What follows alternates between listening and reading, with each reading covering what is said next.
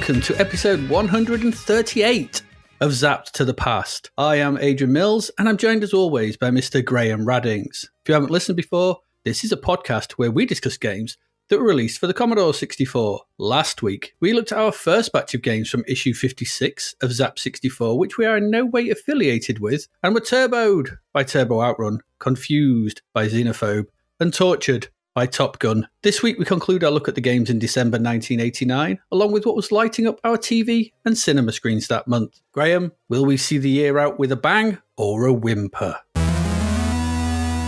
With a journey that began 27 episodes ago, we finally reached the last episode for 1989. And what a whopper it is too. Packed tighter than a teenager's makeup bag for their holidays. We start this final episode of 1989 with a speedy bears around some impressive roller coaster inspired elevated roadways in the altogether incredible Stunt Car Racer. Take the pace down several action notches and head upwards and then upwards again on a motor-powered hot dog sausage as we attempt to complete the missions of Action Fighter and then assume the form of a tinned ham-coloured monster as we rise from our gravy in the expanded horror of Altered Beast. It seems crazy that we began this journey with guff like Artura. Ugh. Maybe we can finish there on a high. In our final cluster of games, we get our armies to line up on a convenient grid and then send them plodding around the board looking to commit regicide in battle chess. Slip into our best flying jackets, pop our goggles on, and take off into the skies looking for Airfix models to shoot down in a lumpy Spitfire. Try and understand the logic behind top-down, side-scrolling football in the illogical world of the 8-bit D-port of Kickoff, before finally taking a deep breath and then making sure we have the right jeans on and do the appropriate dance moves to impress the girls before going on a nonsensical journey through some half-arsed mythological stupid in the polished production world of myth. From episode 111 right the way through to episode 138, what a mad old journey. A sea of dog eggs and utter rubbish with some occasional tasty bits. But when those tasty bits are good, they're usually very good. 1989, let's finish this. Who knows? I don't know. It's hard to say with this lot coming up. Yeah, it's been a weird December. Well, obviously, in 1989. It was a strange month. Something weird's going on. It's like somebody stumbled across some kind of skip full of arcade games. And I'm like, hey up, no one's done any of them. Loads of them. We have had a lot of... slew. There's been a slew. We don't often use the word slew. It's an unusual word to measure anything of consequence, but there has been indeed a slew. A slew of arcade conversions. There has indeed, yeah. This is it. This is the last. This is it. This is 1989. This is 1989. Once this one's done, 1989 is done. It is. Yes. The year of the crab is done. I feel like we have walked sideways through this year, so it's always a good way. I meant to look back. And I'm going to do it for when we do the Bread Bin Awards, but I meant to look back at what we said at the end of January, the end of December 1988.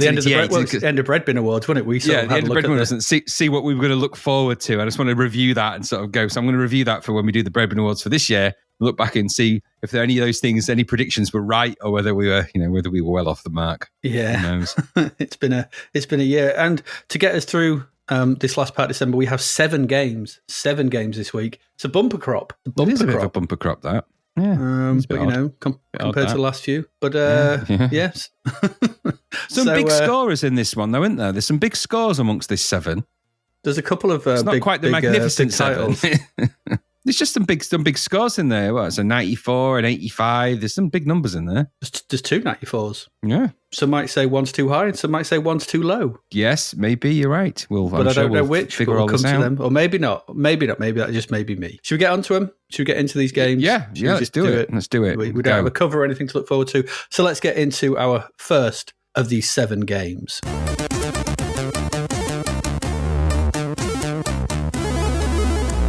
And as you said, this is one of those big ones. This is Stunt Car Racer. There you go. £9.99, 94%. It was a sizzler. Sizzle. It did sizzle. And it's, like I said, another big one to start off the week. It's another title from the mind and programming skills of one Jeff Crammond. Ah, yes, Mr. Crammond. Good man old can egg certainly is. Crammond stuff into the C64, if you'll pardon that pun. He does seem to be able to do that, doesn't he? He's got a knack. He does. After Revs and the Sentinel, he returns to the C64 with one of the most interesting 3D races on the machine, I'd say. This was released by Microstyle, scored, like I said, a whopping 94%, giving it Sizzler status. That's in the same issue that Turbo Outrun got a gold medal, though. Thank you very much. Here, have you seen it? Marge Simpson sounds around. Or is it Hoover? We don't know. I don't know. It's, the Autovac is on Autovac. Anyway, yeah, we just commented on code, as I said, and John Cumming of Synapse and Rainbow Islands fame on graphics, and he did the title screen as well, which is a decent rendition of the front cover of the box, being a sort of because he drags drag racing in it. It's kind of drag racing, sort of you're in a drag style car type thing. Looks like a drag race. It's got big front end and stuff. Racer. No, it's not like one, but it's got like one of those big front ends. It's all sort of pointy to the front. It's not quite a drag racer, but it's in that mold. It's not a drag racer at all, but all right. No. There's also a story to this, and I'm going to read it to you, and in my best accent to boot. I didn't actually know there was a story for this, so I'm interested. You wait. Oh, there's a story. Wow. Okay. There's loads of story.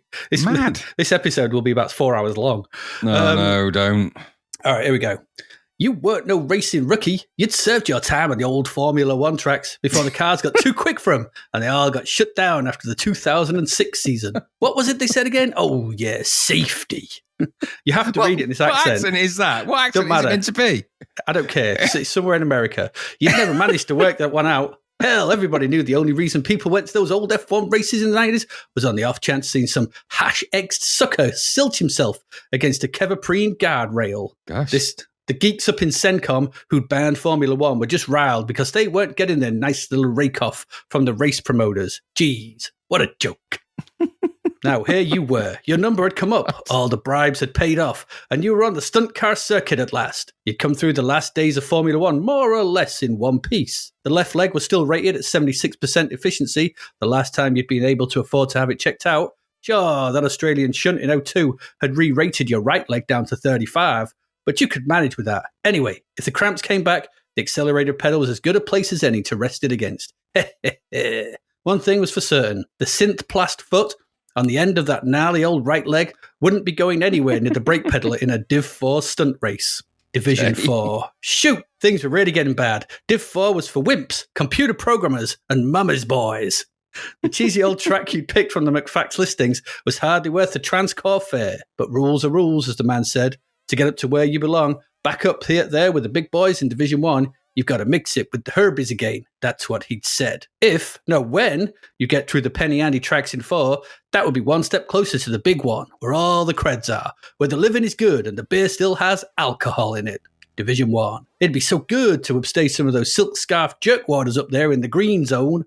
Hell, some of those guys in Div 1, they haven't even earned the right to race in a Div 4 night reserve match. That creep Daredevil, for example, oh, sure, he knows how to throw his car around all right, but under that beauty parlor complexion, the guy's just a blown-up hotshot with a big ego and a few friends in the right places. Hey, I'm not saying anything you understand, at least nothing I'd like to repeat within range of a sit scan. But if he's so good, why does he have to come out and strut his stuff at these backwards Div 4 meets? And that other guy, Roadhog.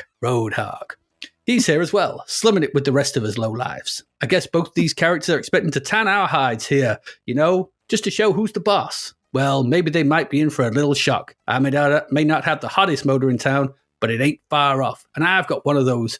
One thing over on both of these prima donnas. Experience. Yeah, I was a pretty good driver in the old days. Set a few lap records, grabbed a handful of pole positions, surprised a few people. It wasn't my fault. I got hitched up to the wrong team with the wrong cars and the wrong engines. Don't get me wrong. I know this stunt car stuff is different. I'm not stupid. Maybe the old F1 cars did only touch 285 when the wind was in the right direction, but these stunters don't scare me. I can handle speed. Okay, so what if the stunt tracks make the worst roller coasters look tame? The only place to go is up, right? Yeah, well, sure, you can go down too, but only if you don't know what you're doing. I've reached 28. Now, how many other racers can say that? Maybe I have taken a couple of hard landings too many, but I'll be able to get my back fixed with the creds I'm going to win in Div 1, right? Right. Okay. I've inflated the seat suit, the engine's running, the turbo's whistling, and the nitrous oxide tank is primed. Probably won't even need the nitrous. Like I say, just like a roller coaster. Sure, I know there's one big difference. You can't fall off a roller coaster, but I'm not scared, am I? There you go. So you literally transported me to I don't even know where I was. That's the power of acting, Graham. That's the power of acting. Anytown, USA, that was. It was somewhere. Who knew? Who knew Stunt Car Racer had all that going for it? No one. No one's ever read it. No. Do you know? No, the real thing. I never owned an original of this ever. So that's why. But that's quite intriguing. At least they've applied some context to what was previously a mystery. It was a complete mystery. Complete mystery. Now you know. Now you know. Now you know. Anyway, so that out of the way, let's get to the game. Essentially, Stunt Car Racer is a 1v1 drag-style car racing game. Well, it's not really drag. No, it's a 1v1 style car racing game around tracks that are narrow and raised up in the air, contain multiple gaps and jumps to traverse. So that's what you've got to do. Obviously, there's more to it than that, though. When the game first loads up, we can choose single or multiplayer modes. I'm going to focus primarily on the single-player mode here. Although the multiplayer mode does have some clever bits in that if you've progressed in the single-player mode, you can load that into the multiplayer mode and open up the tracks you've got, which is quite good, I suppose. So that's all right. It's presented well here. The options, they're sort of they're on the face of a part of the track. It's like as a cutaway of the track, and your car's sort of resting on like the lip of the cutaway, and the options are on the sort of flat face of the sort of cutaway part. It's quite nice. It's simple, but it goes a long way to showing the level of attention to detail in this game. There's a lot of that. Everything sort of feels in situ and in world. Good touches. If you select the single player, it lets you enter your name, and it also lets you complete. This is complete with upper and lowercase letters. Always a fan of that. Always like to have a capital letter for my name, before showing us the 4 divisions that we are hoping to make our way through. Each division is made up of 2 courses and has 3 races in it. We start at Division 4 and are racing up against Jumping Jack and a Roadhog. Each season has 6 races and you're racing 4 of them. And the objective is to get the most points by the end to progress to the next season and the next set of courses. In each race, you get 2 points for a win and a single point if you do the fastest lap. So even if you crash off the course, it's still possible to gain a much needed point if you manage a hot lap, even if you do go on to lose the race. So you can still grab points even if you lose. So it's, you still want to crack on, even if you're sort of way behind, because you still might get that all needed point. Clicking the fire button brings up some options. These are Hall of Fame. It's blank at the start, but it fills up as you play with basic hot laps and stuff like that. We can practice any of the 8 tracks in the game, which is a nice touch and allows you to get used to the game's handling and the tracks themselves before entering the competition. We can start the season, or we can load, save, or replay a season. So replay, if you're doing terribly badly, you press replay and you start at the beginning of that. We can save if we're doing well, and we can load where we're going on, and obvious things like that. Starting the racing season brings us to our first race, which may not be the first race in the season, as the 2 computer players may have already raced against each other. So you've got race number of 6. So you race in 4 of those. So 1 and 2 may have already happened between Roadhog and Jumping Jack, for example. So you're in 3 of 6. I press the fire button. This gives a sort of preview of the track in 3D. It's possible to rotate the view to see the track from 4 different angles. You can rotate to the left and right to get a feel for the track in front of you, because this is not a normal flat road track. As it said, it's like a roller coaster. It's up in the air, it's very thin, and it's got gaps and jumps and inclines and declines and all kinds of stuff that you're going to have to navigate. So you're going to have to look at this track and sort of figure out which is the best way. And as the tracks progress, they get more tricky to try and figure out how to sort of progress through them, which is quite, so that's all nice, being able to sort of do that. Pressing fire again, that gets us into the race proper. So the first thing of note is that this is a proper, I'm going to say this is a proper 3D racing game. None of your fake sprite scaling or anything like that here. This uses proper 3D, I'm going to say, to the extent that we can get proper 3D on the C64. It's wireframe, but it's filled in as much as it can be. And it's, it feels like a solid world that you're in, not sprite scaling that we've kind of been used to in a lot of the sort of 3D racing games we've played around with. And the game does this cleverly and what it does is the game starts you off quite cleverly. It starts you on the ground next to the track. So you get a sense of that verticality from the off, because the track towers above you to the left. It's way up, and you get hoisted up on a crane, and then you're sort of moved over the track. It's almost sort of Mario Kart style with Lakitu picking you up, and you get dropped onto the track. So you're instantly, the game does that thing of like, you are high up. You can see off to the left and right, but you started on the floor and got hoisted onto the track. So it's a really clever touch that rather than starting you on the track, it sells its sense of height by doing that, which is a nice touch. And it also gives you a sort of inkling of the sense of inertia and weight that you have, because this crane isn't, just go like a robot. You're swinging from the crane. You're swinging left and right. There's a bit of inertia to it and weight. It helps to sell the verticality and the weight of this game. It's a really good touch, this is. And when you think about it, that's a very clever thing to start the game with, start each race with. The track itself is seen through a window that takes up most of the screen. And I guess it's supposed to be the view from inside the car itself. I'm guessing that's what this is. This is like the view out of your front window. At the bottom of the window, so at the bottom of the screen, you've got your dashboard. This shows your current speed, which is indicated by a line and a lot of numbers.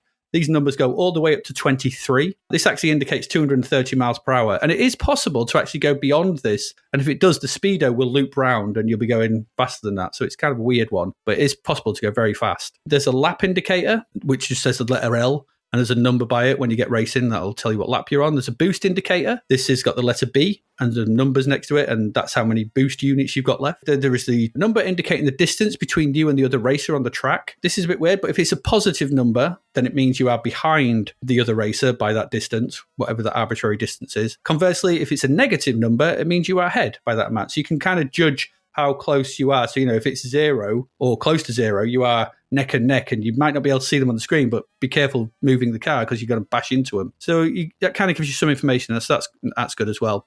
Finally, there's the present lap time and the fastest lap time indicators. They're on the right. There's also a flag icon. This lights up if you are winning. And there's a stopwatch icon, which lights up if you have recorded the fastest lap time for the race so far.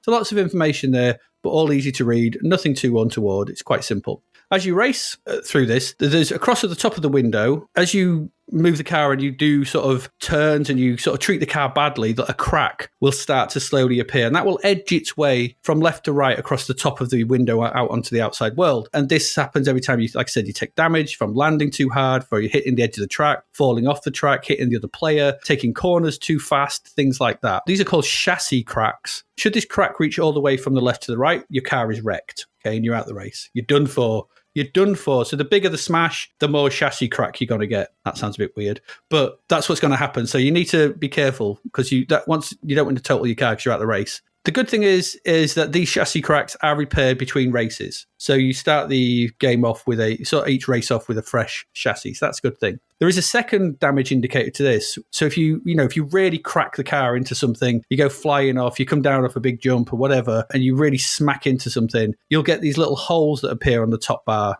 And these are called structural damage. Now, these represent permanent damage to your car. These do not go away from between races, and they stay with you. So what happens if they start to sort of make their way in from the right-hand side? So your chassis crack's going across the left. These holes start to appear from the right. If your chassis crack hits one of these holes, then the amount of damage you receive speeds up. So if you get loads of structural damage to the car, loads of these little holes, then taking chassis damage will speed up across it. So you've got to treat your car with a bit of care. Okay, you can't just slam it around and go flying off. Otherwise, you've got to be screwed before you get to the end of the race because you will take damage. There's no doubt about it. So that's how the damage in this game works. So once the crane has dropped you onto the track, the racing starts. And controls are very simple, and in fact, the controls are really quite clever for this game. There's forward and back for accelerate and brake. Nice and simple, and left and right to steer. That's it. Fire initiates your nitro for that extra turbo speed boost you're going to need. So beyond this, the game does some clever things that really help you navigate this kind of 3D world, which other games don't do. So once you've started to accelerate, you can just let go forward. The car will just continue. So you don't have to be jamming it in the top left or right corners for turning or anything like that. The car will just keep going faster until you tap down to actually slow yourself down. That's quite good. I like that. You also only need to hold down the fire for the nitrous. Your speed won't slow down. So once you let go of that, the speed you get to, because you'll have a sort of top speed without nitrous. Then if you engage the nitrous, you can go a lot faster. If you let go of fire button, you'll stay at that speed. It won't drop down. You have to brake or let it go. If you go up an incline, you'll slow down, things like that. So again, nice touches here. Similarly, when you go onto straights and you're steering, the car will auto-correct on the straights to go forward. Okay, so you don't have to worry about trying to right yourself to be going forward with taps of left and right, which is good because obviously this is a 3D game on the C64. The frame rate is not what we'd class as super smooth to today's standards, but it's passable. But in that respect, input on a digital joystick, trying to turn left and right can be a bit of a pain. This takes away that problem. So it just says, as soon as you let go, it'll just auto navigate to going straight. Great, really like that. So this may seem like hand-holding. I don't think it is. It works really well. And like I said, it compensates for the frame rate of the game compared to modern races. It helps you navigate the space game world without, the racing game, without having to worry too much about being precise. This isn't a game about precision. This isn't these Formula One games that Cramond was known for. This is Stunt Car Racer. This is bashing around and doing massive stunts and stuff. So as you work your way through the divisions, you'll race across all 8 tracks. These get trickier and more devious as you go. You start with a rather sedate little ramp and humpback, but even the little ramp has its tricks. If you go ploughing up full speed up that little ramp, yeah, that's not going to end well, because you'll go flying past the landing and you'll come crashing down right next to the corner and probably bounce off. So, you've got to use your speed cleverly. Once you get through these, if you progress up to Division 3, you get to the stepping stones and the big ramp. Then there's the roller coaster and the high jump in Division 2. And finally, if you get to Division 1, there's the ski jump and the drawbridge. So once the race starts, I was immediately impressed with what has been achieved here. I remember playing this mostly on the Amiga, I think, round at your house. So I was more familiar with the Amiga version. I think we played a fair bit of this at your house on your Amiga. I think I did try the C64 version for a bit, but like I said, this was late time for me with the C64. There's a solid 3D track, as seen from your place in the car. The draw distance is sufficient. It's not all the way out, but it's sufficient to give you a good view of what is coming up. And as you speed up, you'll be impressed. I was impressed with the sense of speed on display as well. This goes pretty fast, and I think it does quite well for pushing what it's pushing. The colours for the game are simple. They do change from track to track, so it's very solid in its colours. So basically, it's almost like vector graphics with solid colours filled in. So where we normally get vector graphics and we can see through them, here those vector graphics are filled in, which is kind of how it works. And mostly it's either brown, green, or grey, depending on the track. But it works. And the monotony of the colour soon fades away, I found, as you find yourself trying to keep your vehicle on track and beat the opponent you're up against to progress. At the bottom of your track view is the front of the car, so you can see out the window, and there's the front of your car. Great wheels. The wheels on this really sort of sell the sort of kinetic impact and the bouncing and the sort of bounciness of your car, the sort of inertia and the suspension of your car. They're on either side of the view. They bounce up and down. They react accordingly to whether you're on the track or flying through the air. So if you're on the track and you bounce, they'll sort of come up, and if you drop and you're in a big jump, they'll drop down. All that kind of works really well. And when you employ the turbo, your engine spurts flame from its multiple exhausts, letting you know that you boom, and your speed goes up, and a nice meaty roar to the engine itself. I thought the sound was nice and beefy. It's quite simple, but I think it's using multiple channels to get a good beefy tone to it, and it also lets you know revving when you're in midair, never a good idea.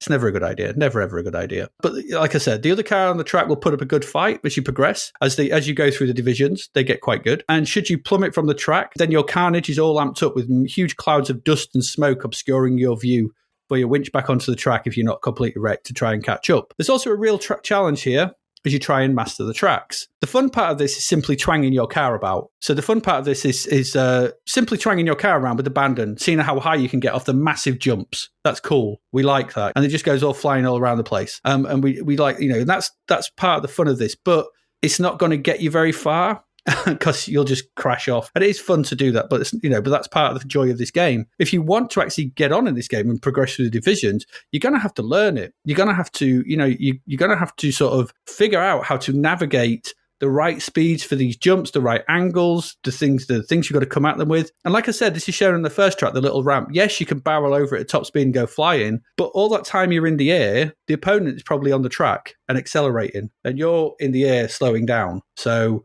and getting ready to bounce, and you might bounce awkwardly and fly off the track and things like that. So you've got to actually approach that little jump, not at full speed, just kind of about mid-speed, and you'll go over it just the right thing, land on the slope going down, and be ready to zoom into the next part. You've got to sort of learn these parts. The key here is to know what speed to approach each hazard to get your car back on the track as soon as possible and back up to speeds. And this means it's going to take time to learn these tracks well enough to win the season. Another example is the drawbridge in Division 1. It's got huge jump up a massively steep climb, okay? So steep that if you drive into that at full speed, it gives you instant structural damage. Yeah, don't do that. So it's like driving into a wall, and it's like, oh, you're going up. So don't do that. You can't do this. You've got to approach it at a lower speed and things like that. Going around corners too fast gives you chassis damage, and some hazards will come straight after them. So you need to learn how to position your car, be going at the right speed. There may be little gaps, little jumps, which are barely sort of not really mentioned, but you need to sort of be going at the right thing. And if you were going at an angle, you're going to bounce when you land because it's got inertia and weight, and there's physics going on. You could be off the track before you know it. So it's this that makes this game so good. There's two ways of playing this. There's the fun way, which is just careening around and having a good old laugh and just crashing at whatever. Or there's the proper way and trying to approach each race as this is Jeff Crammond, remember. So it's not... There's skill here. There's skill to be learned, and you've got to learn. There may only seem like 8 tracks, but those tracks are really tricky, and getting them right over 3 laps to win each race, that's a tricky and hard proposition. This is going to keep you going for a while. It's a game that rewards, like I said, balls out stupidity with loads of fun, but also rewards those who take the time to learn the tracks and master them. Coming in first, miles ahead of your opponent with very little damage to your car is immensely satisfying, knowing you've nailed that track. And I found this, really enjoyable right now. It's a technical achievement, this. There's no two ways around it. This is a proper technical achievement. On the 8-bit machines, in fact, the Amstrad and Spectrum versions are equally as impressive. I had a look at all three. They're all incredible. In fact, they might be faster, but whatever, they're all incredible. To get this level of speed and solidity out of 1 megahertz machines, and that's what we're talking about here, it's just ridiculous. It's nothing short of amazing. To also have the depth and playability that this offers on top, it's nothing short of genius, really. I was left cold by Revs. I mean, we didn't particularly like Revs. I think Revs didn't really rub us the right way. The Sentinel was it was clever, but it was too cold. It was too cold, the Sentinel. There was something, it wasn't, they didn't invite you in. But it's always clear, Jeff Crammond's clearly a clever fellow, and it goes on, because he goes on to make loads of F1 games, is what he does. But here, he's managed to marry the technical aspects he's so good at with a fun, challenging, and thoroughly enjoyable game. This is amazing. It's a technical marvel, and this should have been a gold medal. There's no two ways around it. I think what this offers, in comparison to the Turbo Outrun game, is far more, because it's a much, much, much better game. It's more technically impressive, I think, than what they managed there. And this pushes things forward on just about every level, like I said, far more than Turbo Outrun does or anything else. Feels that 94% was harsh on it. I don't know what he could have added to give it. And it's even, it's got a multiplayer mode where you can load stuff in. I don't know, one of the most impressive things on the machine, I think, and all in one load to boot. Incredible, just incredible. I mean, what more could he? I don't know. This is one of those games you play, you come back to now and you go, this is still loads of bloody fun. And it looks rough to modern eyes, but once you play it for a couple of minutes, you just forget. And it's just thoroughly enjoyable. I loved it. And I absolutely loved my time with this. I was playing it loads. I can tell. What a great, great game. What did you think? I remember the Amiga version more than the C64 one, although I have played both. Interesting what it delivers, isn't it, the C64 one? There's actually a really good article on the technical aspects of this, which is written by a guy that's converted it to the Plus4, which shows you this is a bit of a homebrew super game, because obviously it came out on the Amstrad Spectra Amiga ST. It's even PC now, MS-DOS version. Yeah. But you've also got versions that have been done by homebrewers for the BBC Master System, for the Atari Jaguar, for loads of them. There's loads of them for the Atari, and this guy particularly did a version for the Apple II, and he did one for the Plus4. And so in order for him to do that, it's a guy called Patay Gurgeli, I think. I want to say, it looks like Patay Gurgely, but I'm pretty sure that's not his name. Excuse my pronunciation, but Patay Gurgely. I'll put the website in the show notes. But there is a really strong a proper technical breakdown of how the effect of 3D is achieved in Stunt Car Racer. And I can tell you, it is clever. Yeah. Really clever.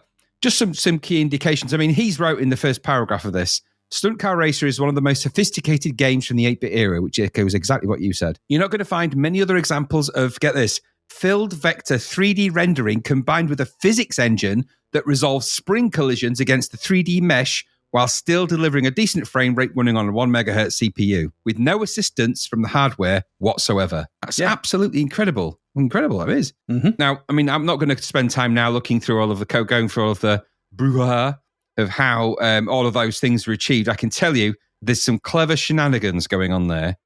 Very clever use, because for example, the C64 screen renders in that game at 256 by 128 pixels, right? But because the effective viewport is 128 by 28 pixels due to the horizontal stretching that goes on. So that's actually 128 pixels by 128 pixels, that view of the game, for a start. Okay. Then all it does is render the lines, and then it uses a quirk of the way that bitmaps operate on a C64 bitmap graphics to make sure that if it's not track, it's sky. So it changes the color on the raster line depending on how clever is that. That's very clever. So that's why it renders so fast, because it's only ever rendering lines. The rest of the color is just a quirk of it's either showing blue or it's showing brown. That's mad, isn't it? I mean, yeah, I think. I guess it must have been something like that, because obviously he's not doing proper 3D polygons and stuff. But so there's some weird way. But exactly. But like most games, it's still smoke and mirrors. But it's the effect that is important, and the effect is incredible. At the bottom of that screen, you've got some sprites going on. A lot of the text on that screen is all sprites for a start. So that's not characters, that's sprites. At the bottom where it says paused or anything else, so when you've got things at the bottom, sprites, the flames obviously on the car. The final interesting detail, and I think you'll really like this. So Jeff Crammond has hidden hashes of color. You can't see them because they're around the edge of the screen in the C64, just towards the top of the screen, it's black. There's black, like a slight black border at the sides, right? Yeah. So you've got the main game view and then to the side. That black border's actually got hidden characters in it. Those characters are what I use to render the map before you go into the game. Oh, right, okay. So it uses those characters and switches on the pixels on and off according to what view it is and stretches them according to... That's why the map looks kind of stretched. It's using characters and just stretching them to fit, and they're hidden on the screen all the time to save memory. It's just crazy. I'll put the link into because it's a very detailed technical. I mean, I did have a look. Pixel by pixel. I would it's like crazy. to read that website. It's very, very good, and and he also, it's the same guy that did a super fast version of the game, because there's a game that's available for like a super speed kart that you plug into the C64, which obviously speeds that game up to make it look kind of crazy good, which shows you how good it actually is. Anyway, by the by, what did I think of all of that? And I'm not going to add loads more to what you said, because very detailed technical breakdown, a very detailed breakdown of why the game is so impressive. It always was. Stuck out like a sore thumb, that game. When you remember loading it, going, wow. I remember spending ages trying to aim my car to go up that moat thing, the one that lifts up and down. So it would launch you almost like vertically upwards, because you can, if you time it right, it launches you really high up. Loads of fun to be had doing stupid stuff like that in this game. Yeah, that's what I mean, yeah. Crazy good. So it's deceptively well engineered. It might not look like it, but it kind of does, but you might not realize how much crazy good looking 3D stuff is going on in there. Great gameplay, loads of tracks to go out, more than enough. Sound effects work really well. Always nice, to try some difficult tracks as well to practice. Flying off at those key moments is always a goof. Loads of mileage on this. I played this loads on the C64, but way later on the Amiga I played this because it's just the same on the Amiga. It's just the frame rate's better and the graphics are slightly different resolution, but the game is the same. Mm-hmm. I always felt that this had the speed and the ideas right with the challenges. It just was that right balance, as you rightly point out, which made the game feel really good. This is a classic. It's a C64 classic. Should it have been a gold medal? Yes, of course it should. This was robbed. You can't give Turbo Outrun the credit that it got and then look at this technical marvel and not give it a gold medal. There's something very wrong about that. But, we live in weird times with this magazine, don't we, at this stage? Who knows quite what they're scoring and why. We're going to come across some scores in this very episode where we're going to be like, gah? So that's just one of them. I don't think because they said it just came out of nowhere, this. I don't think I think this feels like I don't know, Turbo Outrun, Untouchables, Batman we've seen over the last few episodes, getting gold medals. It just makes a mockery of that award, I think. But this not. It's like, what are you doing? What are you doing, guys? I mean, don't get me wrong, Turbo Outrun serving a very different market, very different audience, very different kind of game. But you've got to award games for their technical merits and what they do on a game-by-game basis. Because this doesn't have the conversion from an arcade, that's actually works better for it. You said something, actually, when we were looking at Continental Circus. You said, if you're going to bring something out now as a game, you better be do something different and you better be doing something good. Otherwise, what's the point? Use the money instead of paying for a license. Use that money to create something different and new that's interesting. Well, they wish it came true. The monkey's paw, for once, fingered in the right way, which sounds horrible, but I meant it in a nice way. It fingered through the shatty crack. It did. Great game, this. Always a load of fun. We played a lot of this back in the day, both on this and the Amiga. So, we got our mileage. The thing is with this, it's another of those games it's fun, because it's single player, obviously, but it's fun to play and it's fun to spectate. It is. It's fun to watch someone play this and go, oh no, what are you doing? You're too fast. And then it was always the anticipatory weight of the crash, just to see how much damage you had done, was always good. I remember watching you play this, or I was playing it and you were watching. It's I don't know. It should have been a gold medal. What were they thinking? Should. I mean, clearly, whatever. Anyway, there you go. That's Stunt Car Racer. It is. It is indeed. Stunt Car Racer. Should have been a gold medal. That's a good way to start, though, as we start, midway through December. Let's hope the episode continues in the same vein.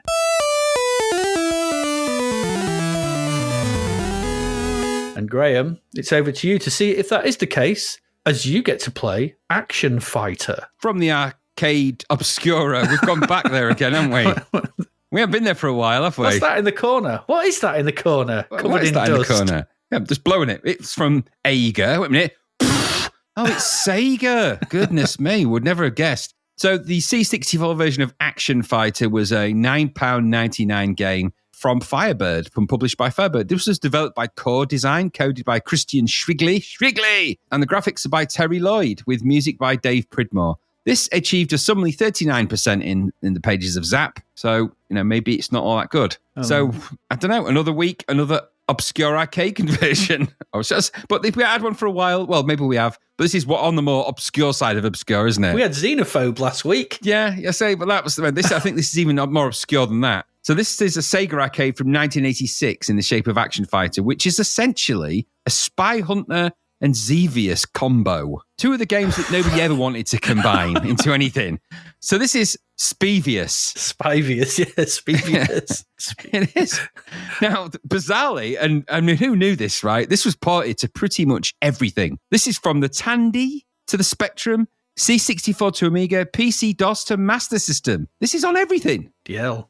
Yeah, Why? exactly. So what, I mean, good question. I suppose that what it says is this means there's plenty of opportunity to get it right, right? Right.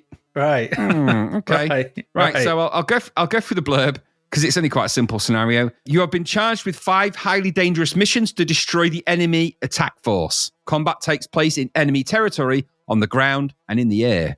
For this purpose, you will use one of the latest top secret transforming vehicles. You begin as a motorcycle. You may then collect 4 parts represented by A, B, C, D icons, which will change motorcycle into car. Aye. It's the crap Transformers. It is. It's honestly.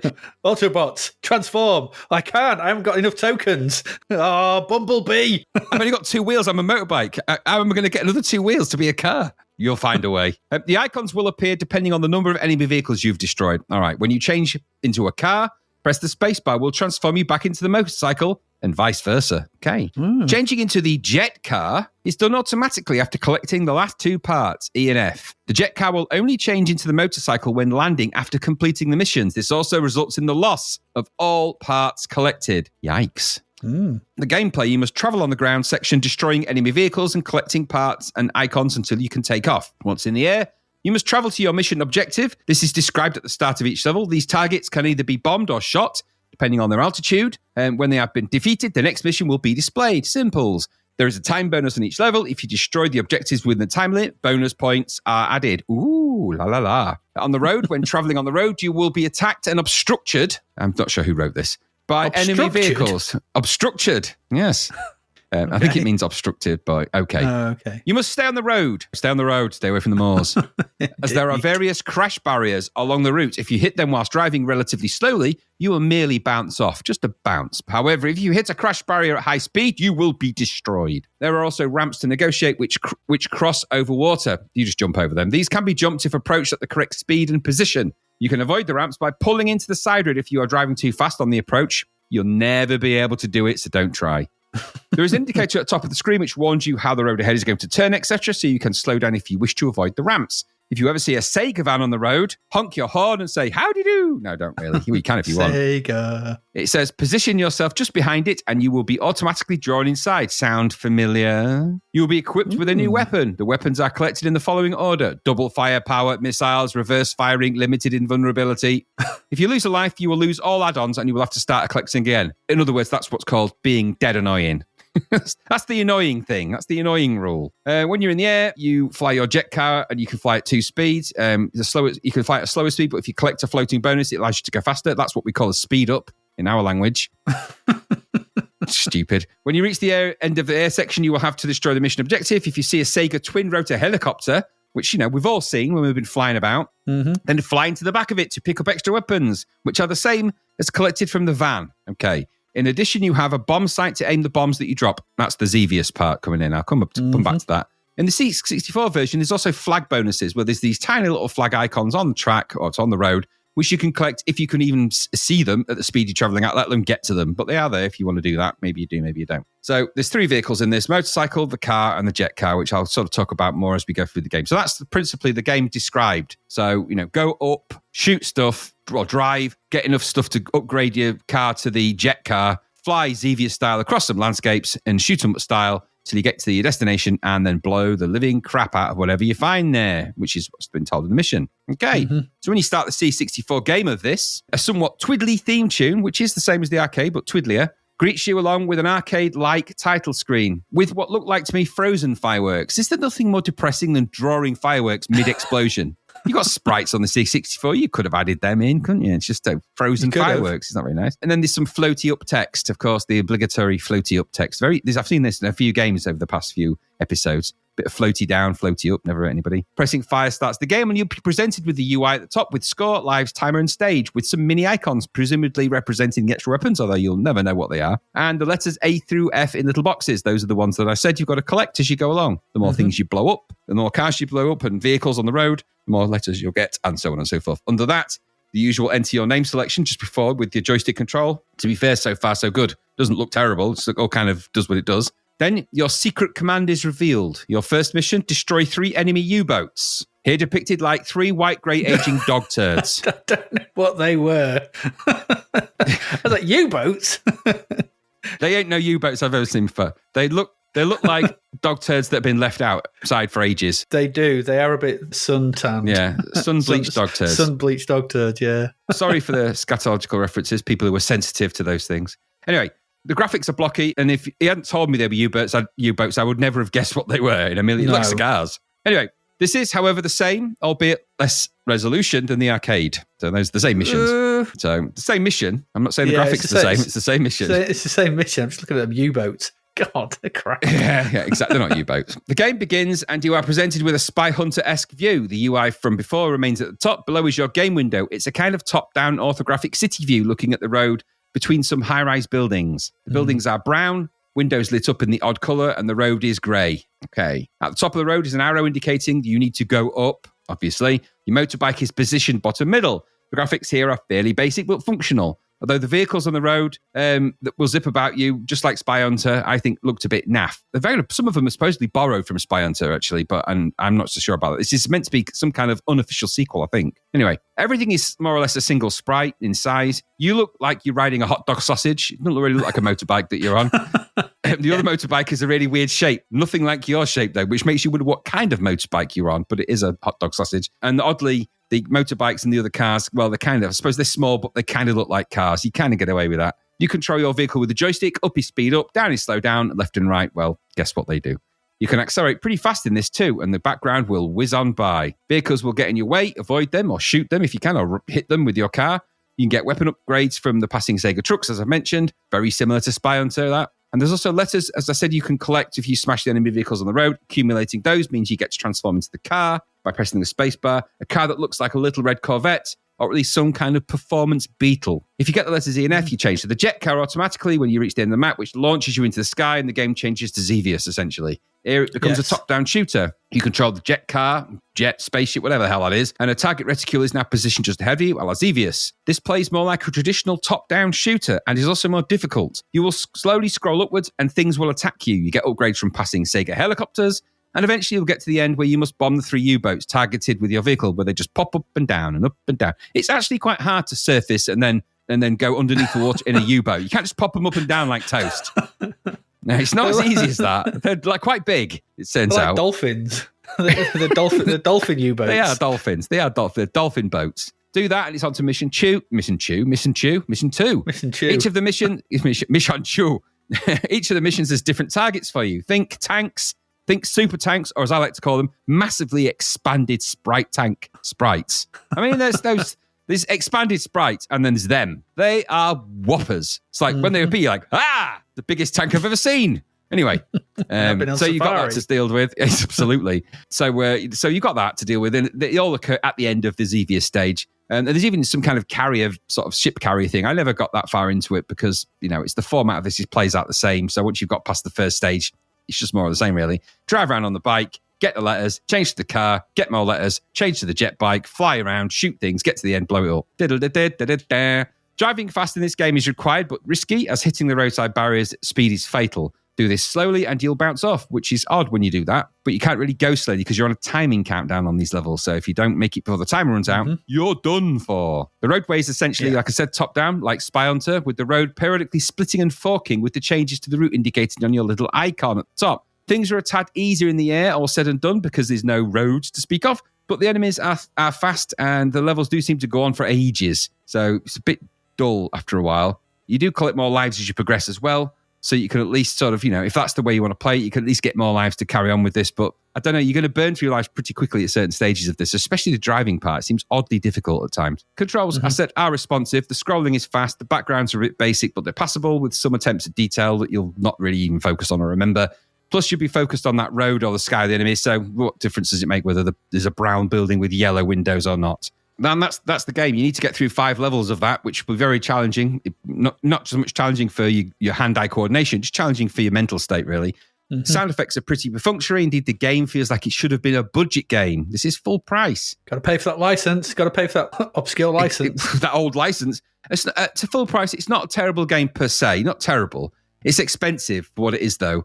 It's essentially a version of Spy Hunter. It plays okay. The scrolling is okay. There's no bugs to speak of. Does what it sets out to do, I suppose. But over time, both unforgiving and dull. Music would have helped, I think. There's no real music in this apart from that beginning bit. Doesn't feel like there's any drive or incentive to get further in the game. It just feels like it's just endless, dreary, on and on and on we go. The arcade has larger roadways and parts where the screen moves left or right when you choose a direction. So it's not just always up. And I think that is missing from this. It might sound like a small detail, but it just means that you're on a monotonous upward journey all the time. Just go up. This is a game. They must just call it Go Up and blow stuff up. Go up. I think that's a detriment to a game. A lack of music, monotonous, endless going up. Not my cup of tea. As an arcade, this would probably have been okay in 1986. It's no Sega Super System, Super Scalar, megalithic monster, is it? It's pretty boring, really.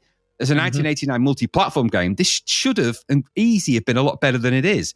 You know, you're not talking about lots of sprites on the screen. The C64 can handle those kind of sprites in these kind of games. It should have been way better. There's been loads of better shoot-em-ups. This is really kind of a shoot-em-up with driving bits in it. And even the driving bits are kind of shoot-em-ups because you're just going up. So it's just the background scrolling at different speed and you can't hit stuff. It's a speedy shoot-em-up without shooting. I don't know. Anyway, it's got pummeled in the Zapped review. A boring rehashed Spy Hunter, they said, that offers nothing new.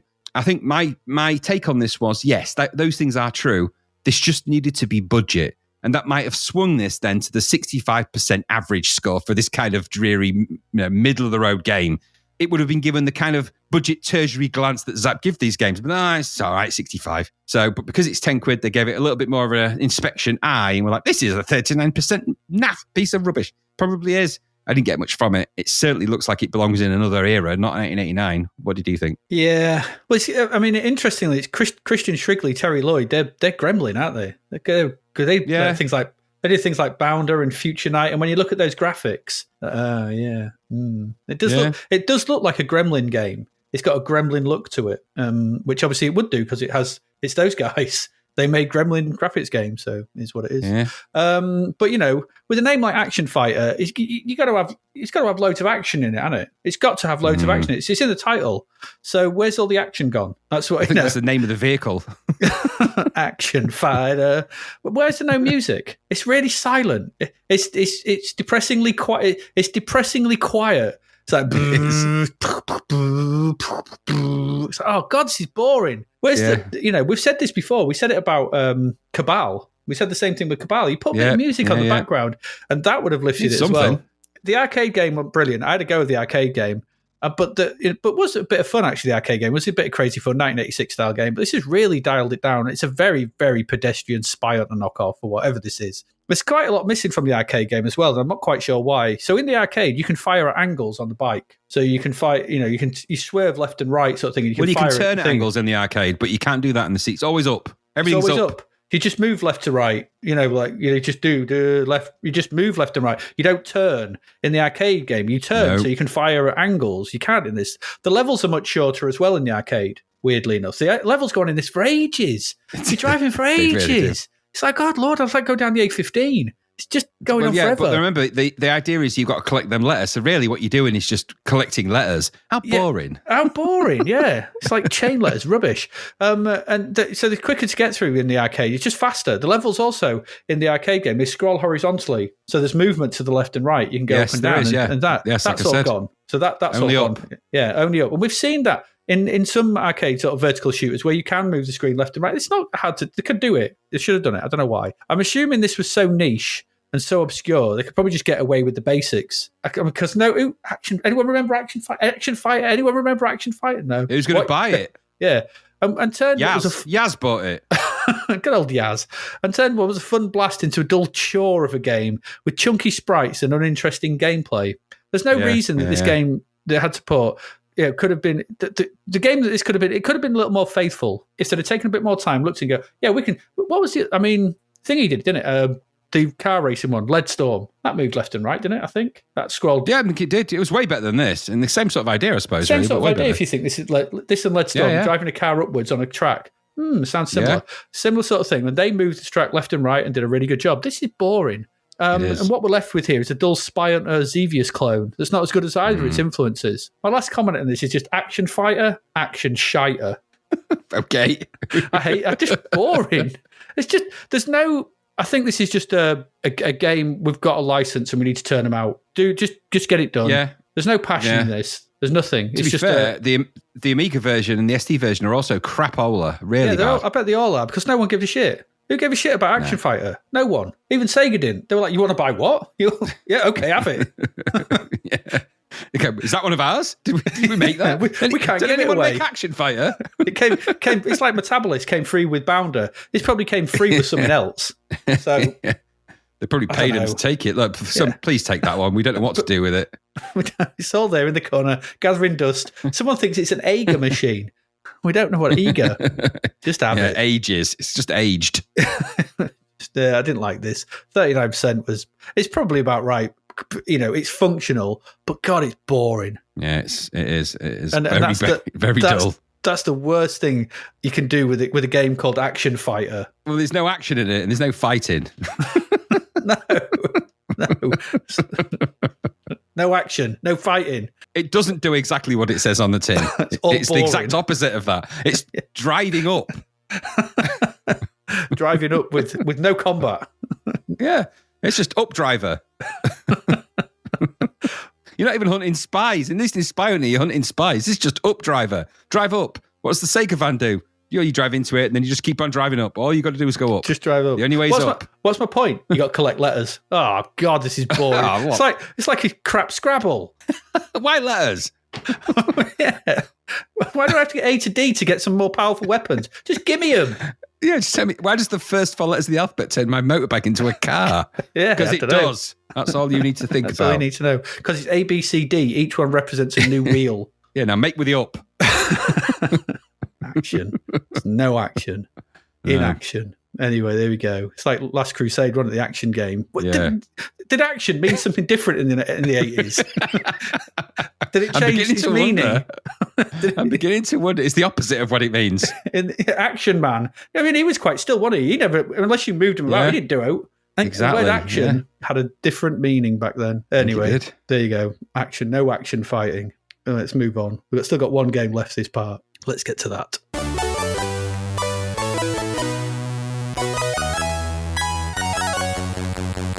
And that game, it's another A game. It begins with A. This is Altered Beast. It's another Sega game, another Sega arcade conversion. You wait all year and two come along in a row. From the same cupboard.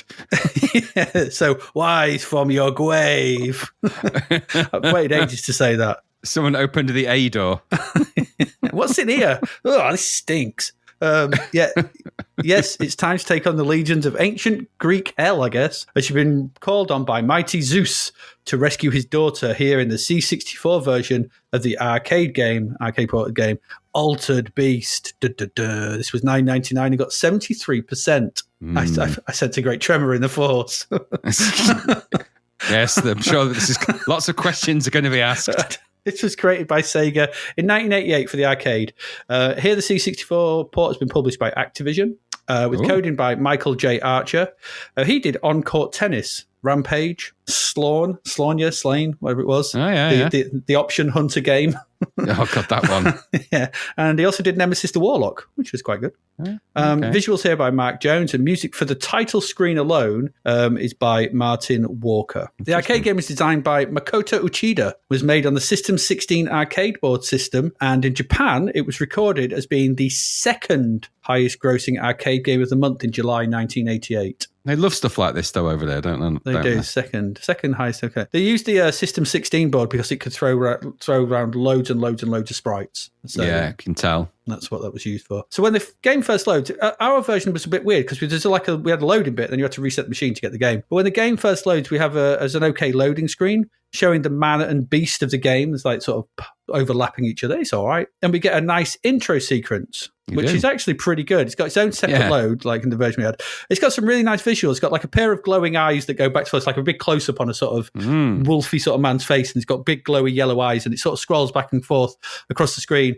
And then we get this really nice unrolling effect of this line of sort of Greek. Very nice demo effect, that. Yeah, it really is. Yeah, it's like this Greek sort of, carving of a wall sort of thing. Really quite cool. And we get a really nice, decent bit of music from Mr. Walker based on the arcade music. Yeah. So this actually bodes quite well. I was like, oh, you know what? That's pretty good. Yeah, I've got this piqued my interest. I was like, okay, yeah, it all seems good. Hopes are high. Then the game loads in. So we load the game. We get a rather basic screen here with title screen. Things like, oh, okay.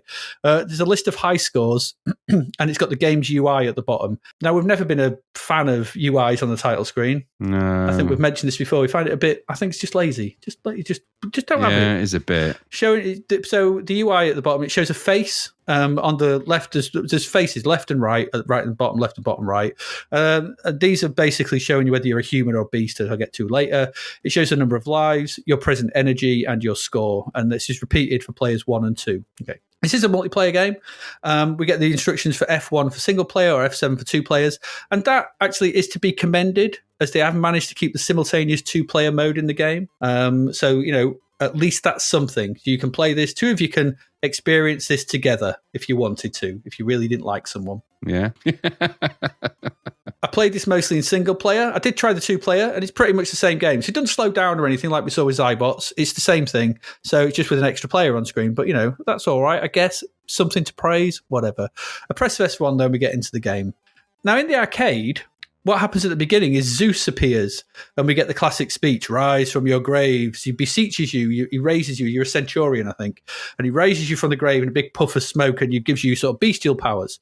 And he wants you to rescue his daughter, Athena, who has been kidnapped by the nefarious Neff. Neff. N-E-F-F. Neff. What a Neff. naff. I don't know who Neff is. Anyway, here on the C64, well, it's more of a flickery purple thing that kind of twitches and shakes a bit. So it's like that. Before we get a frame of smoke and we appear in all our pink, black, and grey expanded glory. Ew. I don't know how else to describe the sprites in this. No other way to describe it. Yeah, so in order to replicate the size of the arcade game sprites, the expanded sprites are the order of the day here. It's just, can we expand them any further? You thought those tanks were bad. There we go. It looks like they look expanded to my eyes. I'm sure they are. Set your expectations then to blocky, blurry, and indistinct. The 3 Rice Krispie mascots we never wanted. The backgrounds are also somewhat on the blocky side, I thought, with rather blurry and indistinct versions of the arcade's visuals of Greek temples and countryside in the first level, and different as we go on. Still, controls are simple enough, I guess, with left and right to move our expanded hero, up to jump, down to crouch. Fire button, whilst not moving, will do a kick, and fire and left or right will do a punch in that direction. It says you can also crouch and punch. So you can crouch and punch, and that's fine. And you can punch where you are jumping. It also said that if you do, I couldn't do it, but if you crouch and then do sort of diagonals, you'll do a kick. In the arcade, you do it's like this weird kick up. I could not get it to work on the C64 version. Maybe you could. No. I couldn't get it happening. It was like, no, just didn't happen. So I don't think it's in there. Maybe it's not. Probably isn't. Progression is simple enough. Go right and punch or kick things. I mean, that's it. If Action Fighter was go up and shoot stuff, this is go right and punch stuff. That's pretty much it. And these things that you punch range from blurry and blocky purple things to blurry and blocky blue things that rise from out of the ground or drop out of the sky. That's essentially it. There are also some sort of temple, sort of columns and stuff that appear that sort of pop up out of the ground. Punch them as well. Punch everything. Anything you can, just punch stuff. As you progress, you will come across glowing white wolves, and you have to get to them quite quick, because punching or kicking these make them drop a spirit orb.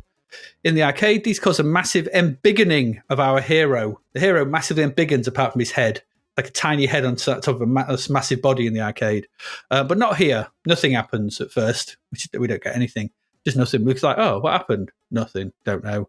Until we've collected 3 of them, when we finally turn into our beast form. So we do transform into our beast form. And then we can zip about the screen. So your attack sort of makes you zip about. We can do more damage to enemies. We jump about. And it gets a bit more kinetic and frenetic.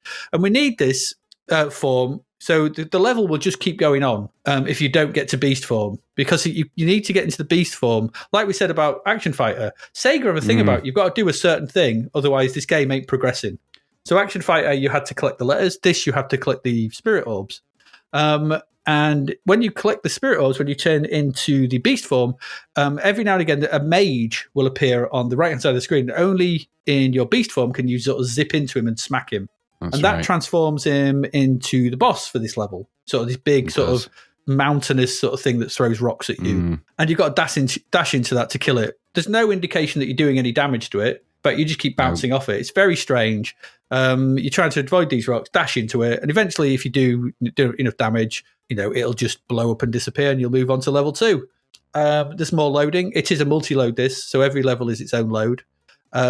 We do get a nicely drawn interstitial screen. We see a lot of these on these games. The interstitial screens tend to be quite nice, but the in-game graphics are pretty crap. The C64 has all the levels of the arcade. There's 5 of them. The next level takes us into the caves with a bit more platforming. If you collect 3 spirit orbs here, it turns it into a flying beast. And should we beat the boss, which is a kind of mirror of eyes or something, then it's on to level 3, the underground cavern. Here our beast form is that of a cuddly bear thing. I don't know how else to describe it. Like, it's like, hug me, kiss me, tug at my fare. And Bobo. Bobo. Stop this charade. And the boss to the beat is some kind of giant spiral shell, which leads us on to level 4, the Netherworld Fortress. Beast mode needs to be activated here. We're more of a werewolf here, and the boss is supposedly a crocodile worm, but it's somewhat hard to tell. The final level is the Netherworld Sanctum, and beast form of the wolf is back, and we can then get to beat the armoured rhino version of Neff. Great. And rescue Athena. And then it's game over. Well done. Here's some images to show you did it. That's it. Well done. Have a nice day. Each level has its own load, and, each level follows the same formula. Walk along, punch stuff, try and avoid being killed, get the beast mode, fight the boss, and proceed. That's it. There's nothing else to this. It's just walk along, find the white wolves, hit them, get the beast mode, find the boss, hit them, and progress. It's it. So I went and played the arcade version as well, this, like I do. Just booted up MAME and had a go on the arcade version. And I don't know, this may be something that other people... I haven't been back to Altered Beast in ages. I remember playing a version of Altered Beast. There was a version of this on the PlayStation 2. There was a sort of reimagining, a 3D sort of beat-em-up reimagining. I bought it from Asda for £10. It was the worst £10 I'd ever spent. The game was so bad in every level that I was like, oh, God... What a travesty that they've turned Altered Beast into this terrible thing. Aye. Came to realise, though, playing this version and going back to the arcade, that Altered Beast isn't very good in the first place. That's true. It's just not. It's slow and ploddy, as we like to say, or boring, if you want another term. Unless any conversion of this is doomed to the same fate. What the arcade does have is some nice visuals and sprite work. It looks nice. It looks the part for the time. And a vaguely original setting, I guess, which is quite nice. There's not many of these games set in ancient Greece. Maybe a few others. Maybe, but then again, there's games like Rygar and things like that do a similar sort of thematic, that do it better. Yeah. Rastan, that do that kind of sort of... It's not quite a beat 'em up, is it? It's just a bit runny and smashy. I don't know what it... And it's got some okay Sega music as you play. It's got that Sega down, the noises. But that's all been lost here. The levels are strangely silent. Again, that's 2 arcade conversions we've had, no music. Don't know what's going on. Silly. So what we've got is the crunch and squawk of the sound effects, and they're not very good. No. And then we have the ugly sprites and backgrounds to contend with. Now, it does move at about the same pace as the arcade. Okay, fair enough. That pace is very slow. The scrolling is smooth enough, I guess, but the gameplay is both tedious and frustrating. Enemies will quite often just appear from the ground where you are, causing you to lose health. That's annoying. Yep. That's an annoyance number 1. They'll also drop down from the sky onto you, causing you to lose health because you're too slow. You can't get out of the way. That's annoyance number 2. The collision detection is also shonky, to say the least. So punches and kicks might connect, or they might not. Just roll a die. Who knows? Sometimes enemies will walk through them and hit you, which is annoyance number 3. So all of this is bad. If you can't rely on the basics of having enemies that don't spawn on you. We knocked Ghosts and Goblins for whatever sort of thing, but Ghosts and Goblins had the foresight that when zombies were coming out of the ground, I don't think they affected you until they were upright. But this, as soon as they appear, you take a hit. Crap, don't like that.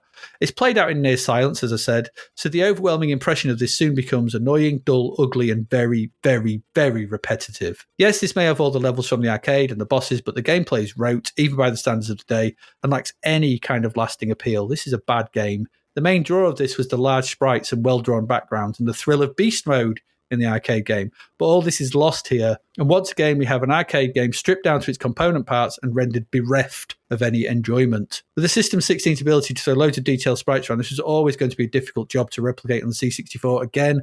You know, and whilst it's probably the best you're going to get given the hardware, no, expanded sprite, altered beast, that's not a good idea. And it's boring as well. You got boring expanded sprites. It's just the worst. What were they thinking? And this got, what did it get? 73%? Crazy. This is action fighter levels of terrible. Boring, dull version of a boring, dull original. Anyway, there you go. Altered Beast. What did you think? Principally always the same, really. I was never a fan of it in the arcades. I played it a bit at the arcade club and I was bored. It's just not a very interesting game. Maybe at the time, maybe it was a bit of a revelation. I don't know what else was around at the time. Bit of a weird old thing, all in all. Had a promising track sequence in the C64 version, I have to say. Weirdly coloured and disappointing game then, wasn't it, after that? So much white and grey for the background in that first level. I mean, I know it's ancient Greece and whatever, but, you know, just bricks, really, innit? And stuff like that. I mean, that's like the arcade. They're just crap versions of the arcade levels. So. Yeah. It'd be your overly pink player and your weird jaundiced players at the bottom. Going on there. Bitty graphics, very bitty. Jolty scrolling, naff fighting, boring moves, dreary and boring sounds. And the beast mode, I mean, what really happens? He looks like a bodybuilder with a fox's head, but badly drawn and really clumpy to move. That's not great, is it? In it? Foxy Bingo. Foxy bulk. You know, he's bulked out with a bit of whey protein. Was this passable on the C64? Well, it passed me because I skipped it. I played it and thought, no, this is rubbish. Some of the later level graphics, maybe they look all right in the background, but I don't know. You'll never be able to escape the spam-coloured block of meat that you control and its ugliness. So I didn't enjoy the game at all. I thought it was an ugly-looking thing that was a half-assed attempt at an arcade that was rubbish anyway. So for me, this lives in Naffsville. And 73% is just stupid. This is 40s tops for a full-price game like this. No, but there must have been arcade fans who were like, God, finally, Altered Beast's been converted.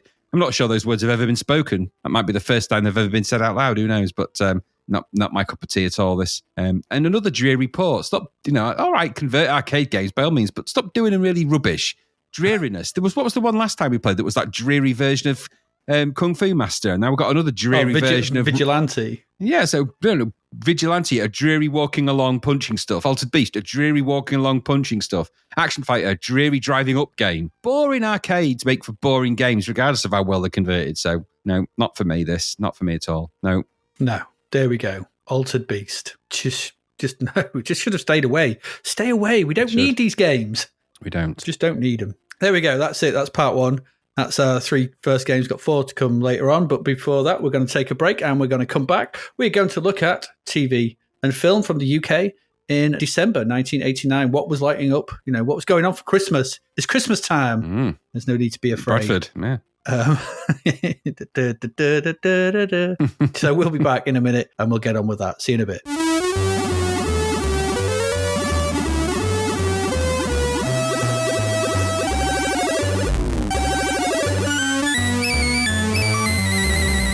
And we're back. Let's get into some TV and films for December 1989. For those who think we have a bit of a penchant for Coronation Street, you might be right. Because this is why, on the 4th of December, ITV aired the 3,000th episode of Coronation Street. That's a lot of episodes. That is a lot. 3,000 by 1989. It's been going for a while, but my gosh, that's quite a lot. That's a lot of episodes, Percy. Isn't it? It is here, Percy, love. There's loads of episodes. You're right, it is, Phyllis. It is, Phyllis. Yes, that is. Good old Phyllis. I don't know what to say about it. But you've noted here that as of now, 17th of January, in 2024, there have been 10,230 episodes. That is correct. That's Google-based information. That's correct. Who are we to question Google? Do you reckon someone's got them all downloaded onto a hard drive somewhere? Yeah. Somebody will have all of those somehow recorded. I mean, you can buy them all. You can buy if you want. Wow, good lord! But yeah, there's a lot of there's a lot of characters that have come and gone. The characters have died, literally for real, not just in the show, but the people that played them. Loads of them have passed. We'll talk about one of those in a moment. We will. We will talk about that on 6th of December. Last episode of the 26-year original run of Doctor Who. Part 3 of Survival is broadcast on BBC One. The long-running show would be off the air for 16 years until it was revived in 2005, with the only new material during this time being an American telemovie in 1996. I had a look at the link you put in this. Cheater people. It's a really weird finale to that. It's actually not a bad episode of the show, the three-parter. It's got the master in it for a start, and it's the original master, so the proper master with the little goatee beard and the evil laugh. He never really appears in it again. I don't think it maybe briefly, but because when he comes back in the American telemovie, it's not the same guy, is it, who plays the master? It's somebody different, which is a bit of a tragedy, really. And Sylvester McCoy obviously is the Doctor in that, and it's the last time we saw Ace until fairly recently when she made a comeback in a recent episode. Mad as that is. Okay. So it's actually pretty good. And yes, there are cheater people, but in actuality, it's a planet where the people are being de-evolved into these kind of animal things, and Ace gets infected with whatever it is. I think it's a disease that makes them sort of devolve into different kind of animals and stuff like that. And the master's involved in some shenanigans. I can't remember the full story, and you can go online and look at it all if you want to do that. I think it's more famous for there's some famous lines from the Doctor in it, where he sort of they famously, I think, changed the ending slightly. So there's a voiceover over the final bit. So originally the Doctor kind of signed off, but he didn't have a kind of farewell little speech, which people felt was a bit of a cheek, because this is a really long-running sci-fi show, 26 years, to just go, to sign off with the end. And at the end of the episode, normally there would be Doctor Who will return next year, but of course there was none of that, which kind of freaked people out a bit because this was a bit of an institution. And so his final sentence is something like, "Oh, I'm going to go fly off in the stars and do something." You can read it in the Wikipedia page if you want to do that. But it's just a little bit of a, it's not so much of a fireworks show, is it? It's kind of a damp squib ending. Thankfully and mercifully, it came back with a bit of a bang later on in 2005. And then only recently has it kind of wobbled a bit, but it's actually started to get back into some good shape again recently. So it'll be interesting to see how it all pans out with the new Doctor and, two Doctors now, I suppose, and all the rest of it. But interesting stuff. Does my memory serve me correctly in thinking that Sylvester McCoy does come back only to get machine gunned? Yeah, he gets shot he comes out of the TARDIS and gets shot right at the beginning of the teleseries. Movie. Yeah, and then they're trying to do surgery on him, of course, and he keeps pulling these weird faces and close up going, "Ooh, ah!" And then he dies, and then obviously regenerates, and obviously then comes back as Paul McGann. Paul McGann in it, yeah. Who I actually thought was quite good in the role. I've got no problem with the telly movie. It's just a bit, it was a necessary thing to sort of keep the franchise alive, because it should never have been allowed to die the way it did, but it needed to be turned off, rethink, refresh, come back with a bang, and it certainly did that in 2005 with Christopher Eccleston, wasn't it? Yeah. I was always a bit disappointed that we never got a McGann-Eccleston transformation there. Yeah, they didn't do that, did they? They just kind of he just appeared as, run Eccleston for your life, wasn't appeared. it, or something? Yeah. Which they just sort of said, you know what, I don't think they'd figured out exactly how they were going to do it, but no, maybe probably they should not, have. no. Also, 6th of December, the first terrestrial television showing of Stanley Kubrick's 1980 psychological horror classic, The Shining, on ITV, based on Stephen King's 1977 novel of the same name. This was the American theatrical cut of the film, running 25 minutes longer than the version previously released in the UK. I didn't know about it. I don't know which version I've seen then. Which version did I go watch at the cinema the other week? So, interestingly, the British version, or the European version, is the one that Kubrick said was the proper version. So this American version's got loads of extraneous stuff in it. So if you've seen a version where they take Danny to the doctors and the doctor diagnoses some series of things wrong with him at the beginning, you've seen the American one. There's loads of extraneous guff that isn't required. Because that's cut out of the British version and this version that was shown, it actually makes it a lot punchier, and it makes the meaning of Jack's changeover, because it sort of rationalised Jack's mental state earlier on in the film by saying that he's obviously got problems and he's hit Danny and he's done all these things, and so it sort of lays the groundwork for him being kind of a bit of a monster already. Take all that out, and then his transformation later becomes all the more crazy, because he just goes from being kind of a nice guy to being this complete, and you find more out about him later through the context of the film as opposed to a doctor explaining it, which is kind of what the American, without sounding too glib about that kind of thing, but American audiences sometimes need a bit more explanation than the rest of us. Right, okay. So that's why. It's weird that was all filmed, though, and made. Kubrick's usually quite picky about what he films, isn't he? And I thought he films what he needs. I don't know. Yeah, no, he did that.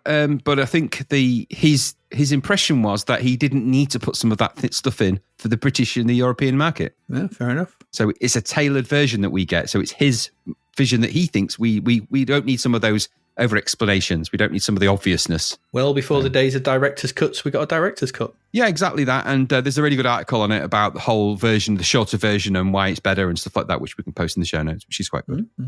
8th of December, Alan Bradley played by Mark Eden, is fatally run over by a Blackpool tram on Coronation Street. See, this is why we watched it. It got the soap's biggest ever audience, almost 27 million viewers. A record that remains to this day. 27 million people watched this. I mean, it's and to be fair, just as a quick explanation, by the way, it isn't like it's just some random guy getting run over by a tram and everyone tuned in to watch it. He was like, he was torturing one of the main characters for quite some time, and he'd murdered a few people, and it was a big story arc, wasn't it? It was very much so, and she'd escaped him and gone on the run, and then he tracked her down to Blackpool. She was with Bette Lynch at the time. She goes off wandering out. He grabs hold of her and starts to shove her in the car. She gets out the car, tries to run away. He grabs hold of her. And then somehow he gets run over by a tram, which don't run that fast, so it's run over really slowly. It's kind of it'd just be shunted a bit, I would have thought. And then Bette Lynch runs over to the character. What's her name? The character who's being Rita Fairclough, isn't it? Oh, it was Rita, wasn't it? Yeah, Rita. Yeah, it runs up to Rita Fairclough, and she's malfunctioned and turned into kind of a broken robot going. So it's weird. It's like she was a robot all along. She was a goddamn robot. That was my take. Rita was a robot. She's a god, like in Aliens. It's Alien. It's like Bette Lynch knocked her head off with a giant newspaper. She was a goddamn robot. That's why 27 million people were very shocked at this turn of events. That's what could have happened. It isn't actually what happened, but that actually would have made it better. A bit of sci-fi, wouldn't it? It's underwhelming when you watch it back. It's just like a guy gets bumped by a tram, and it's like, nobody gets off the tram. Nobody's bothered. Nobody cares. The tram carries on. It's Blackpool. That tram has got a schedule to keep, and it's got to keep that schedule or the people complain. The tram also looked armoured. It looked like a battle truck. No, they don't look like a pleasant little tram like you get in some of this. This is like San Francisco. This one looked like it was like the A-Team had a go at it and put some paneling on it. 11th of December, debut of The Art of Landscape on Channel 4. Exciting. A program that shows slowly changing sceneries, animations and landscapes accompanied by music. This initially lasted for 3 hours. It's broadcast throughout the morning when IT schools were off air. From March 1990, the slot is reduced to 30 minutes. That's quite the slice. And aired prior to the Channel 4 Daily. After disappearing from the schedule in early 91, it makes a one-off return in August 1997. Weird. Do you remember this? Vaguely. It's all out there on YouTube, though, and I tell you what, this has got serious fans. It's very ambient, I imagine. There's a lot of ambient music fans that really like that. And there's even a landscape HD channel devoted to that stuff. So people just like having it on the background. Maybe they're smoking weed. Who knows? I'm not saying. I'm not judging, but maybe they are. No, I mean, my TV has sort of screensaver now, which is just landscapes that I just sit and watch sometimes. Yeah, it's probably that. It's probably a similar thing. Just need some music. 17th of December, the network television premiere of John Hughes' 1985 American fantasy comedy Weird Science on BBC Two, starring Anthony Michael Hall, Ilan, Mike Mitchell-Smith, Kelly LeBrock, and Bill Paxton. Weird Science. Good music. And a good performance by Science. I always like Bill Paxton in this film. Yeah, he's great in that. What's he called? Bud. Chad. He gets turned into a wart, doesn't he? Yes, he does, and just sits there farting. And yeah, he's very good in that. Plays the horrible brother, doesn't he? Very well. Yeah. I mean, I think it's very much. This is an episode where we're going to say this quite a lot. This is very much a film of its time. It is a film of its time, teenage fap fantasy of the 80s, and it is what it is. It is what it is. It is quite funny. It's a sort of, I guess, it's a tech teenage Frankenstein. Yeah, it's of the ilk. There was a genus of these films around that time, weren't there? As the not Fast Times at Richmond, although that's sort of that ilk, but more that kind of. What's the one with they got the dead body to carry around? What's that one? I can't remember the name of that Weekend one. at Bernie's. Yes, it's Weekend at Bernie's. Similar cast actually, and driving, License to Drive, and stuff like that. Yeah, just teenage comedies with different types of things. What was that one? Frankenhooker? Would that have been there as well? Return of the Killer Tomatoes. Yeah. Okay. Yeah. 24th of December. So Christmas Eve. What did we do on Christmas Eve? ITV showed the 1984 made-for-television version of A Christmas Carol, starring George C. Scott. That's all right. Okay, that's fair. That's fair. Yeah, it's fair. Christmas Carol. I don't really remember this version of it though. I probably enjoy it because you can watch the whole thing on YouTube if you want. Not now though. Good. It's not very seasonal now.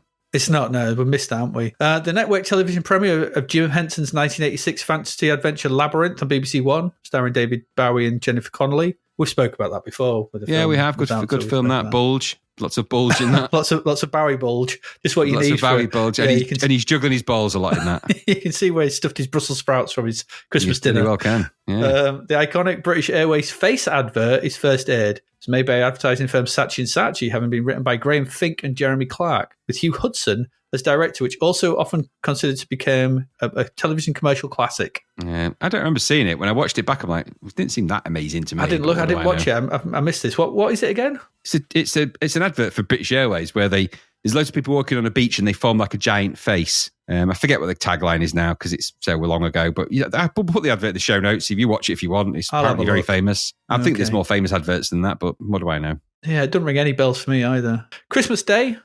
Our Christmas Day highlights on BBC One include the network television premiere of Paul Hogan's 1986 smash hit comedy Crocodile Dundee and the John Cleese film Clockwise. I remember watching Crocodile Dundee that Christmas because my dad was like a massive fan of that, so we had to watch it. I think I watched it as well. Well, you did. There was nothing. You didn't have a choice. It was like you put the big film on, and Crocodile Dundee's good. It's a good, funny film. It's all right.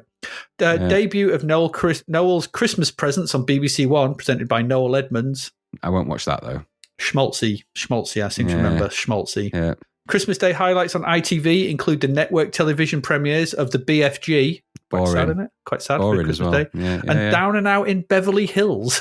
My sides are going to split. God, Christmas Cheer. Yeah. Is that the Nick Nolte one? Yeah, I think so. It's not what you call classic Christmas Day. No. The BFG is not that nice, is it? It's not really. No. The children's series Playbus is renamed Playdays. What a weird day to do it on. Yeah, if you're going to do it on Christmas Day. No one will notice. The show's name is changed after the BBC received a complaint from the National Playbus Association. But the first thing was when they got the letter was, there's a what? Who?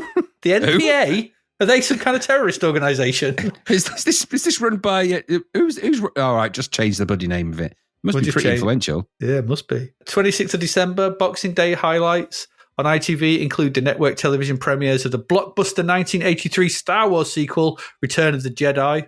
Incredible. That's a network premiere 6 years later. 6 years later, yeah. Goodness, that's crazy, isn't it? As well as the 1986 comedy film Ruthless People, starring Danny DeVito. Now, the mad thing is, I actually found that someone had recorded that introduction to Return of the Jedi off ITV on Christmas Day, Christmas 1989.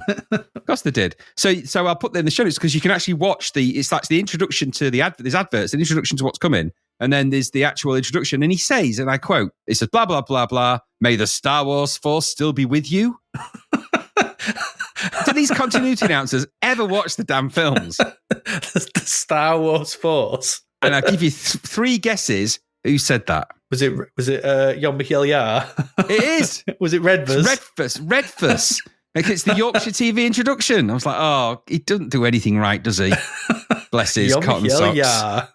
Jon Michiel Jaar. This is Darth Vader. Remember he said now Star Wars with Darth Vader. And then he says, may the Star Wars Force still be with you. So it's not the Star Wars Force, is it? You stupid fool. I reckon he did it. I reckon he did it on purpose just to see what he could get through. No one could stop him because it was probably live. He's probably sat there doing it live. He made me do Barlow face. I did Barlow, full Barlow face on that. Full Barlow. 29th of December, Deirdre Barlow and Kirkbride confronts her husband Ken Barlow on Coronation Street before throwing him out, ending their decade-long television marriage. It's all going on the street this month. It is. Millions tuned in to watch. It's a really funny confrontation, actually. I found the clip. Of course, it's been recorded.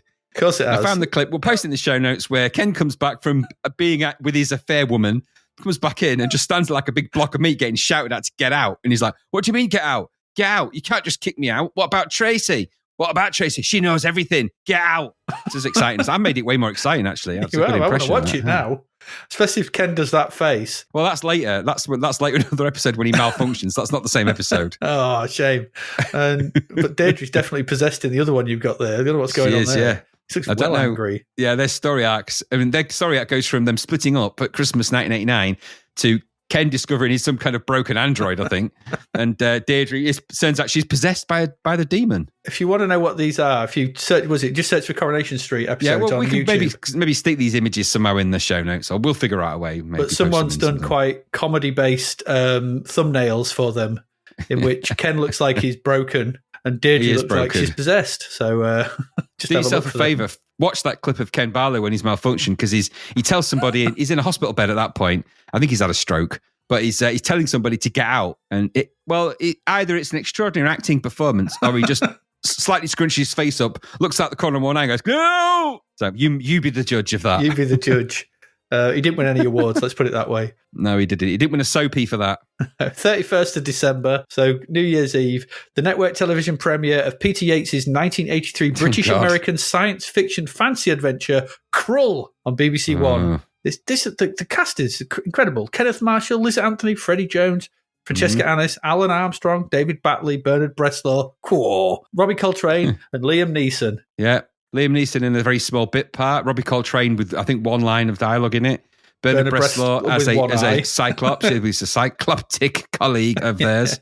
And then you've got, Lissa Anthony's always worth watching, though. Okay. And I believe it was Lissa Anthony that did the voice for the female alarm in Alien Breed, the game on the Amiga. Could be wrong about that, but I'm feeling it is. Yeah, of course, there's always Freddie Jones. It's got the Widow of the Web in there, and loads of fantasy stuff. Man turns into a goose. It is. Slayers, Beast, so much going on. Not all of it good. None of it good. The Glaive. I like The Glaive.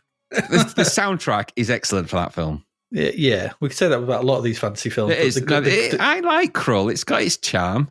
There's some good VFX in that film, albeit they are what they are. But there's some interesting attempts at some really interesting visuals in that film. Especially the animal transformations and stuff. I don't like the lead character and his beard. No one does. He's like Richard Stilgoe, a young version of Richard Stilgoe, and nobody wanted that. Especially when he gets this smooch on with this Anthony. Everyone was like going, him? But there you go. That's what it is. There you go. Needed a more muscular hero for that film, really. It did. Someone bigger and well-grown. BBC One says goodbye to the 80s with Clive James on the 80s, a special 2-hour programme reviewing the decade. Yes. So Clive James was very popular around this time.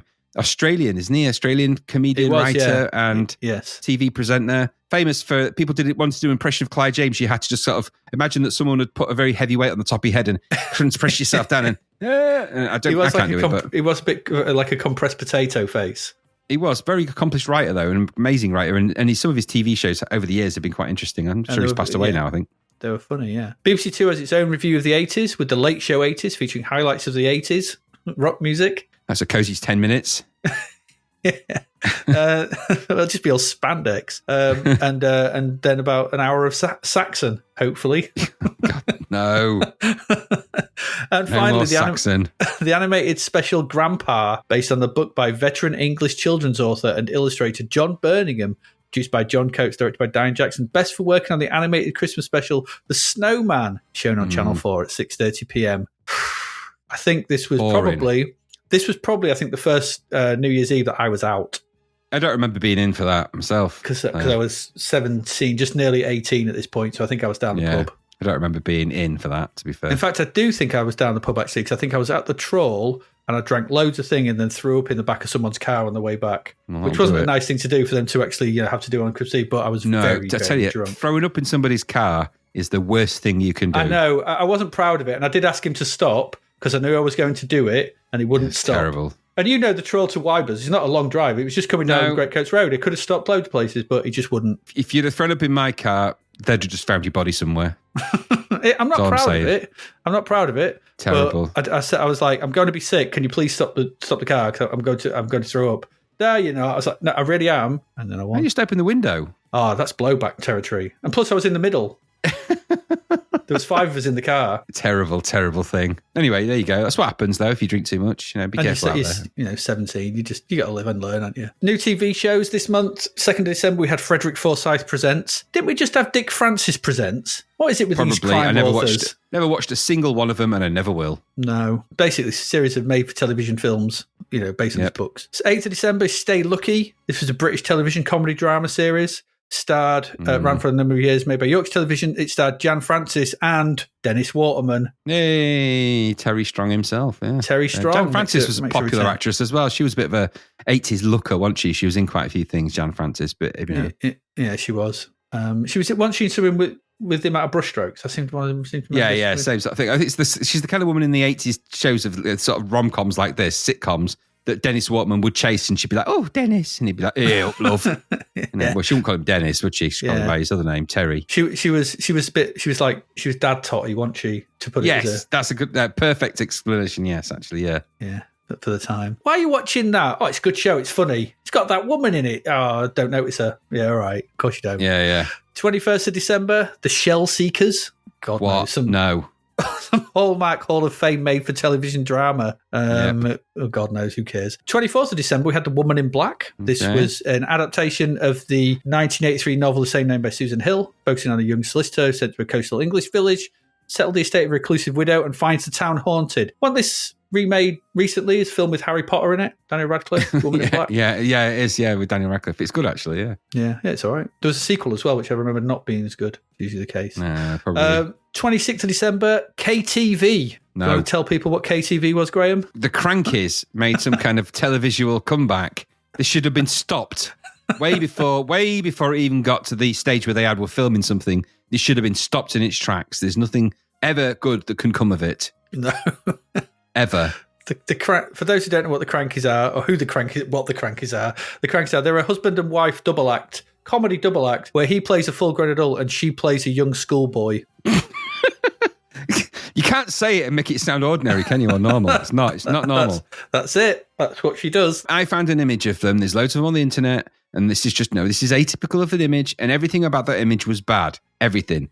He looked like Fred West, and it looked like he'd grabbed a kid off the street, and she's dressed like a sort of a super stylized target. It's not a nice image. It's too many kinds of wrong. No amount of thumbs up and fan-dabby-dozers are going to help you.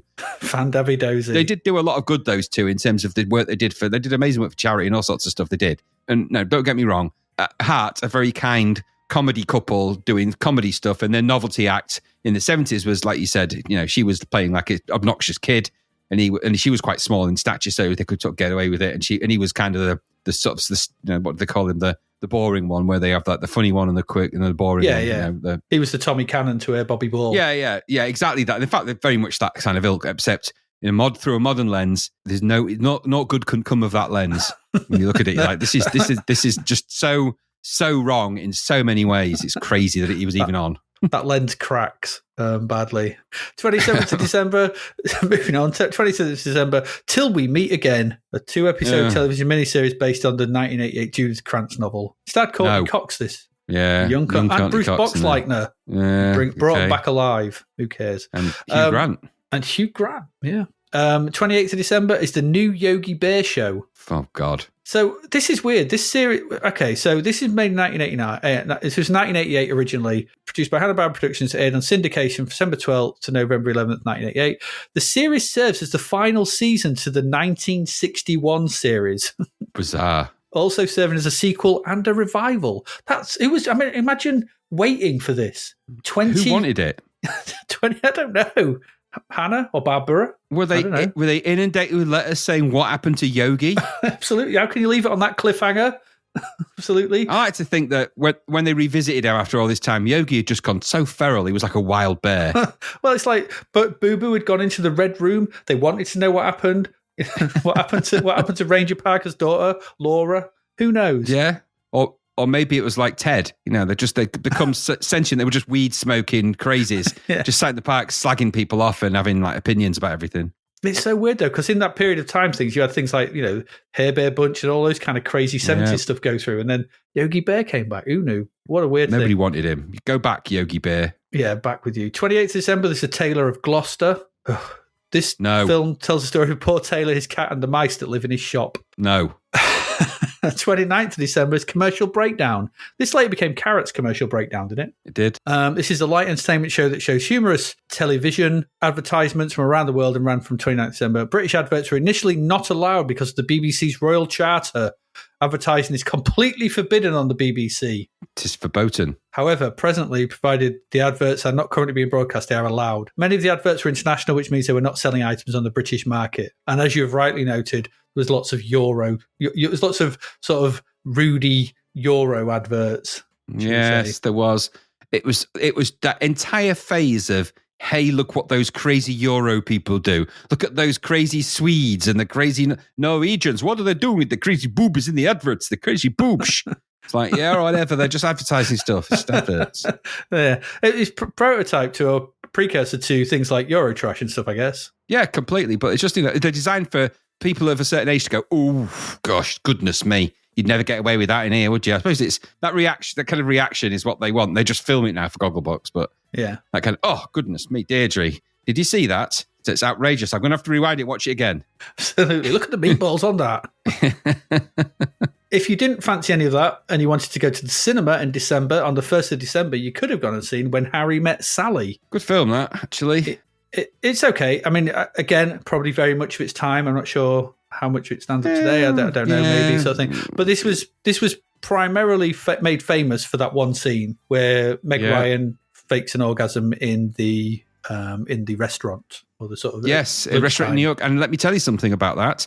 You can go to that restaurant in New York still, and you can sit at that table and pay extra to sit at when Harry and Sally's table, and you can reenact the scene if you want to there, and they'll even film it for you on your phone. And there's even big signs up on the wall saying this is where they filmed When Harry Met Sally, the famous scene at that table. So go and do it. I hate this world. That's it. That's in New York. I hate this world. Yeah, crazy, but there it is. But yeah, I'll have what she's having. Yeah.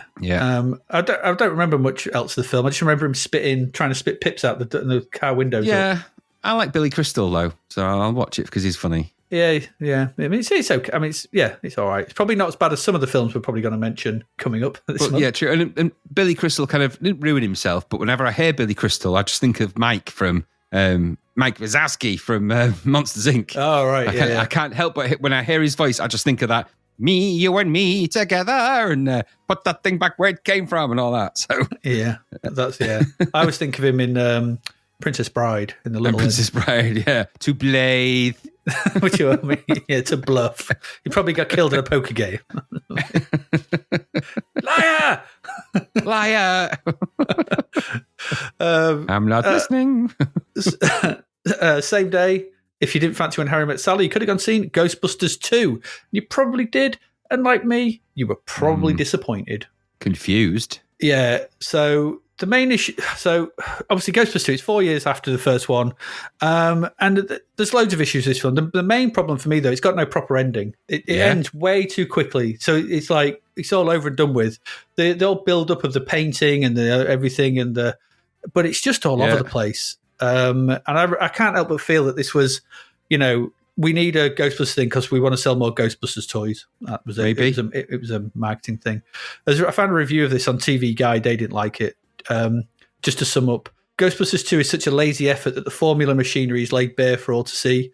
It suffers from writing that is obvious, sloppy, and imaginative. Old ideas are slightly disguised and regurgitated, with characters arbitrarily altered to fit the new context. The most irritating aspect of this sorry sequel is the overwhelming aura of self-congratulation that permeates it. Ouchie. Like it. I know, they really didn't like it, did they? No, to be fair, I totally get that. Did you like Ghostbusters 2?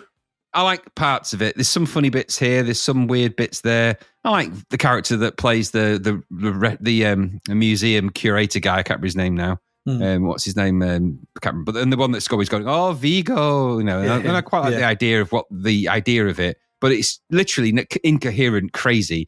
They go from finding a river of slime under something to a picture coming alive, to a toaster jumping about, to the Statue of Liberty coming alive, to them shooting to the American Library, and I think New York is covered in slime, and they just threw in lots of bits that make no sense. Aren't they all in the painting at the end? Sort of Renaissance style painting. Yeah, it doesn't make any sense. And there's loads of stuff in the trailer for this that never made it to the final release of the film. I think there's a scene in a jeweler's. There's a sequence in it which is where the Ghostbusters are going off doing Ghostbustery things, a la, a sort of a montage. But it's really cut down in the film, so it literally makes no sense. It's almost like there's a part where we're in the jewelers, and then all of a sudden there's lasers firing everywhere, and it just stops. And it's sort of, you're like, what is going on here? But this looks like there's a lot more to those sequences. But yeah, there probably is. And it also had the main tune the main tune wasn't Ghostbusters. It was some Bobby Brown nightmare. Oh, it was awful, that bloody crappy Ghostbusters 2 music, wasn't it? Yeah, it wasn't great. Yeah. So yeah, it wasn't good. No. If you didn't fancy either of those, you could have gone seen Tank Mauling. Yeah, I didn't. Never heard of it. Ray Winston film, never heard of it. I'm sure it's all right. It's a British film. Ray Winston might be all right, but never heard of it. 8th of December, you could have gone seen Mystery Train. 3 stories connected by Memphis Hotel and the spirit of Elvis Presley. It's a Jim Jarmusch film. Say no more. Say no more. 15th of December, you could have gone seen The Dream Team. 4 mental patients on a field trip in New York City must save their caring chaperone. who ends up being taken to a hospital in a coma after accidentally witnessing a murder before the killers can find him and finish the job. I'm not sure if this will have aged well. It doesn't sound like it, does it? No. It has a whiff of see no evil, hear no evil about the plot as well. Yeah, it doesn't sound good. Is it Michael Keaton in it? And it is. Yeah. I think Peter Boyle, I think, as well. Yeah, it's got one of the guys out of Animal House in it as well. Yeah, Ned. Is it Dorfman? Yeah, he plays Flounder, plays Dorfman. Yeah. A pledge pin on your uniform. Let's face it, you didn't throw up in front of Dean Werner. You threw up on Dean Werner. Daniel Simpson Day has no grade point average. All courses failed. That drunk and stupid is no way to go through life, son. Mr. Blutoski, 0.0. It's just brilliant. Brilliant film. In fact, I'm going to have to watch that again, actually. I'm going to have to watch it. Great film. Same day, if you didn't fancy that, you could have gone and seen The Wolves of Willoughby Chase. Do you know, I remember seeing the advert for that, the trailer, so many times, but never have I watched it. The Wolves of Willoughby Chase. It's Tom Baker in it. Tom Baker, yeah. Because I watched it earlier today, that trailer. It goes in a time far, far, far, far ago or something. It's like, that doesn't make sense. But it's also, It's just Victorian. Yeah, it's not that far away, yeah. It's like 100 years or so ago. It goes in with people who may not have existed, but wolves who definitely did. Like, what awful. Is this? No. It's based on a book, I think. I mean, it looks quite Christmassy. Yeah, I probably watched it one Christmas somewhere at some point. It looks very much of that ilk. It's wintry and stuff like that. And, is what it is. 22nd of December, though. Well, you could have gone and seen Earth Girls Are Easy. Could have if you wanted to. All I've written about is Jesus talking about month of not aging well. It hasn't aged well, that film. I watched the trailer for this and it's just awful. I remember at the time it being awful. Bad, Gina Davis and, I mean, what a thing. After doing The Fly together, you then make Earth Girls Are Easy. Gina Davis and Jeff Goldblum. Yeah. And they're married at this point, or dating, I believe. I don't know, because I'm not sure if they very well may have been, but she's married to Rennie Harlin, isn't she? Yeah, she wasn't then. Or maybe not then. Did they meet on Thingy, that pirate film? Well, they met when he turned into a fly. No, Rennie Harlin, I mean. Yes, that's what I mean, for real. I'm Rennie Harlin. Kill me. No, I'm not. I'm going to direct a pirate film. And action. Get out of here, you bloody crazy wasp. Clap. Oh, you got him with the clapperboard. Rennie's been broke crushed. His wing off. Sorry, Rennie. Help me. Oh, he got stuck in a spider web again, for God's sake. But anyway, Earth Girls Are Easy is dreadful. Just dreadful. If you want to see how bad it is, you don't remember it, just go watch the trailer and go, my good God. It ain't good. It ain't good. 26th of December, you could have gone and seen The Delinquents. Yeah, you could have. A lot of people would have for one reason only. Yeah, Raunchy Minogue. Yeah, she gets her boobs out in that, I believe. I do think she does, yeah. Small town in Australia in the late 50s. Brownie and Lola are deeply in love, but because they are underage, their parents are against the relationship and try to separate them. There we go. Finally, to round out the month, same day, you could have gone and seen Uncle Buck. And you should have, because it's a good film, Uncle Buck. It is a good film. It is, as we've rightly noted here, the best of the Candy-led films. Yeah, it is. It is, easily. It's the most complete, the most funny, because he's actually playing a character that he plays in other films. So he's playing a kind of Del Griffiths character from Planes, Trains, mixed with a little bit of the kind of character that he plays in Home Alone, because he plays he's one of the guys in the van with the polka guys in it. Polka is one of those guys in there. Yeah, he is, yeah. So he's sort of playing that kind of character that John Candy plays very well when he plays those. More Del Griffith about it than most others, but there's some really great sequences in that film. Yeah. It is really quite funny. Really, and there's also the good thing about this is that his character has a character arc rather than Who's Harry Crumb, where it's stupid. This is just a film about a person having to babysit someone and learn that the life that they're leading is not that great. They cheat. They have this ongoing relationship. They're betting too much. All these things going wrong, and then it's a film about what seeing family life and actually caring for people and having people that rely on you changes you into a a better human being, because that's the whole point of the film, isn't it? So that's the message this film is making. So it's a very, very deep reading of Uncle Buck, a light-hearted comedy about a fat guy. That's the theme behind it, isn't it? That's the thematic. So I'm not going to say it, but that's what makes it better, is what I'm saying. That's the underlying. So it's those elements. I've always thought of him as it's like Home Alone, and it's like his uncle came to visit, because it's pretty much the house at Home Alone. It's got Macaulay Culkin in it, playing a kid, the same kid he plays in that. So it's like Uncle Buck's like a Home Alone spin-off, I think. It's somewhere in the middle of it's somewhere in the middle of Home Alone and Planes, Trains. Yep. It sits nicely in the middle of those two, and it's a good film. And also ends on the classic John Candy face. Yeah, a bit of Candy face. There is some amazing moments in that. The sequence with the mole when he goes to see the school headmistress. It's a bit mean these days, but it's damn funny. The angry rant he does as he leaves is great. But there's loads of good scenes when he's trying to get the washing in the washing machine. The relationship with the neighbour and everything that goes on. She's played really well as well, the neighbour. Yeah, and the sort of terrorising the boyfriend. Yeah, very good film. Go definitely. I might have to revisit that one as well. Actually, it's been a while since I watched Uncle Buck. Yeah, I've watched it recently actually, so it is good. Watch that. Good film, and there you go. So that's it. That's what we enjoyed over the Christmas of 1989. A strange bunch of films, a strange bunch of TV, but we got to see it. A lot of people watch Coronation Street, is what I've taken away from Half that. the country watched Coronation Street. Half the country watched a man get hit by a tram. Fun. We know what to do Christmas. We do it well. We do it ace. Absolutely. We do. Welcome to England or Britain. That's what we do. Britain, yeah. Yeah, all right. We're going to take a quick break and go away. We've got 4 games still to come, and then that's it. The year is done. So we'll see you in a moment.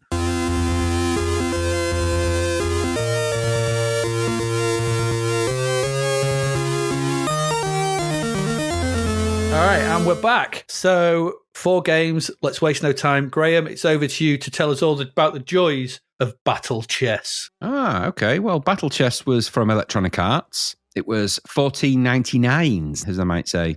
85%. Okay. Disc only, I think, isn't it? Yeah, it's Donely. Only the Donely.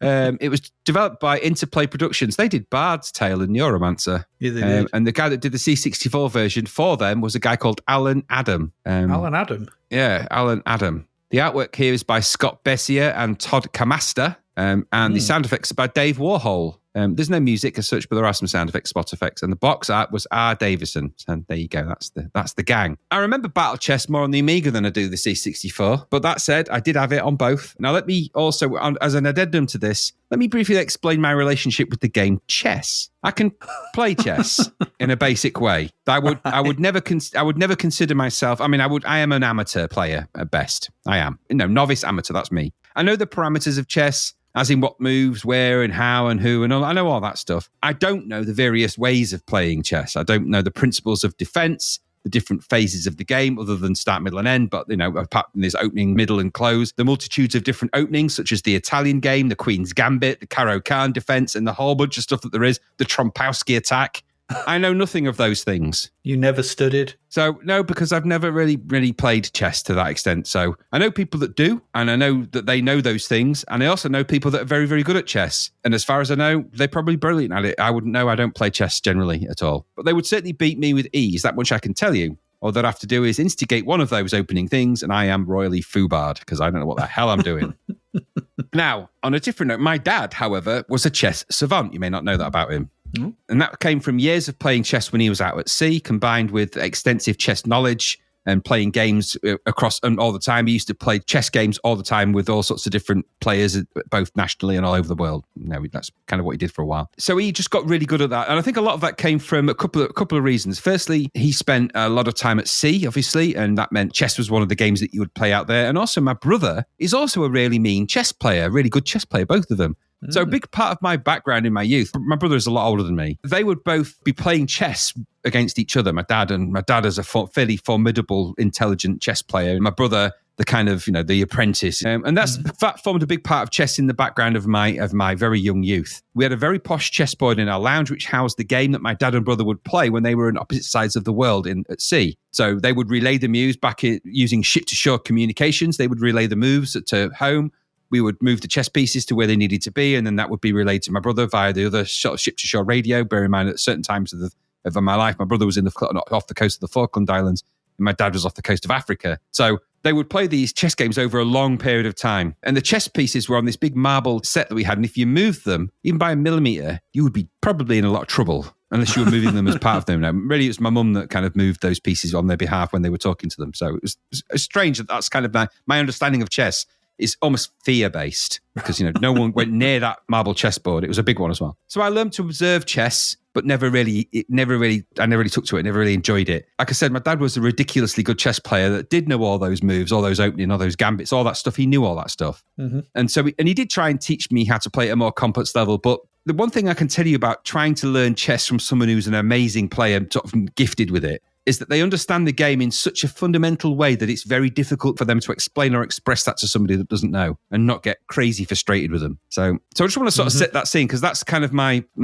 experience of chess. Now, I'm just going to throw in some random chess facts as well because chess is chess, right? So just a random chess fact for you. This is a true fact. There are over 318 billion different possible positions after 4 moves each. The number of distinct 40-move games in chess is far greater than the number of electrons in the observable universe. The number of electrons is approximately 10 to the power 79, while the number of unique chess games is 10 to the power 120. Wow. Imagine that. Anyway, that's a lot. For the record, for this particular review, I played both the disc and easy flash versions of this for the podcast. So Battle Chess is, no surprise, is a chess game. Here the pieces are animated, so they fight it out with one another when one piece is taking the other or when they're moving to their appropriate squares, hence the battle part. The basic rules of chess are thusly. 2 opponents play against each other. One player is white and the other is black, or red and blue, in the C64 version of this. Mm-hmm. The object of the game is to put the opponent's king in checkmate. The king is the most important piece in the game. The 2 primary goals of your game will be to protect your king being checkmated and to put your opponent's king in checkmate.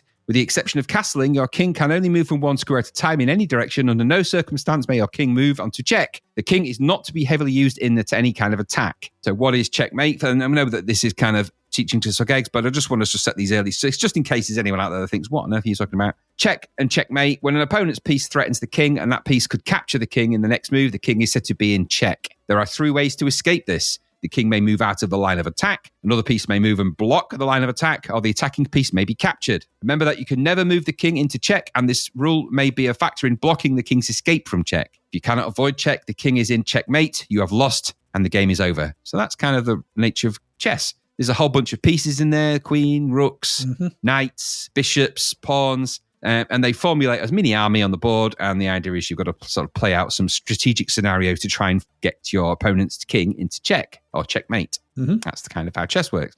Now, before I go on, here's another little fact for you. Kirk and Spock in Star Trek have played chess 3 times on the show in Star Trek. Kirk won all 3 games. Did you know that? I did not. Did he cheat like in the Kobayashi now thing? He reprogrammed the simulation. He was playing Spock. I'm sure Spock would really have won. I think Spock let him win. Would win. Yeah. But Spock is part human, remember? And he hasn't undergone full Colin R. So there you go. Just saying. Just reminding you of that. So there are some interesting options to this. So the game has an okay loading screen.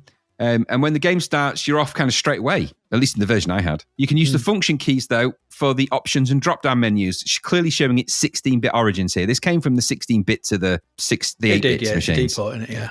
Yeah. You've got menus for disk, which is load, save, new game, setup board, which is used for testing strategies and stuff, and quit, which actually resets your C64. You've got move, which you can force a move, take back a move, replay, or get it to suggest a move if you want to do that. And force move, by the way, just forces the computer player to just move. So it's like, just do it now. Stop thinking about it, which is quite, if you want to poke it a bit. You've also then got settings, which is sound on and off, walk on and off, so you can turn off the walking between squares, which is, I'll come to why that might be a useful thing, and combat on and off as well. And you can have a 3D, 2D board view. You can change the relative colors, so you can be the red or the blue, or the CPU can be red or blue, depending on how you want to do it. And you can stage that. There's also a level as well, which is weirdly 6 levels of novice. Make of that what you will. There's keyboard controls in here as well. It's all detailed in a fairly extensive manual. Or you can use the joysticks to select the player you wish to move and then the space you wish to move it to by pressing the fire button. And then, of course, the game will play out. You do your move. Your opponent does their move after a little bit of thinking time, with a little icon of the thinker that appears. Not overly slow, not overly fast. It's chess, so in some instances, these moves between things can either be fast in a proper. Some chess games they have a little clock that they hit. And you've got to do your move in a certain time. In other ones, they can just sit there thinking. Tricky, they might say. And working out all the permutations of those 10 to the power of 126. Exactly. Your chosen piece will then, depending on your settings, walk over and occupy the empty square, or walk over and fight and kill the piece that occupies that space, depending on what you've chosen to do. It's battle chess if you want the battles of chess. And they're done in kind of a quirky way as well. So they're quite fun animations, such as they are. So, I think there's one where he stamps on his foot and he hops on his, like, oh, ouch, and he can chop the knight's leg off, and it's a bit Monty Python and that kind of stuff. There's a bit of a quirky humor in there. The view is 3D from the back of the board and from a slightly elevated position.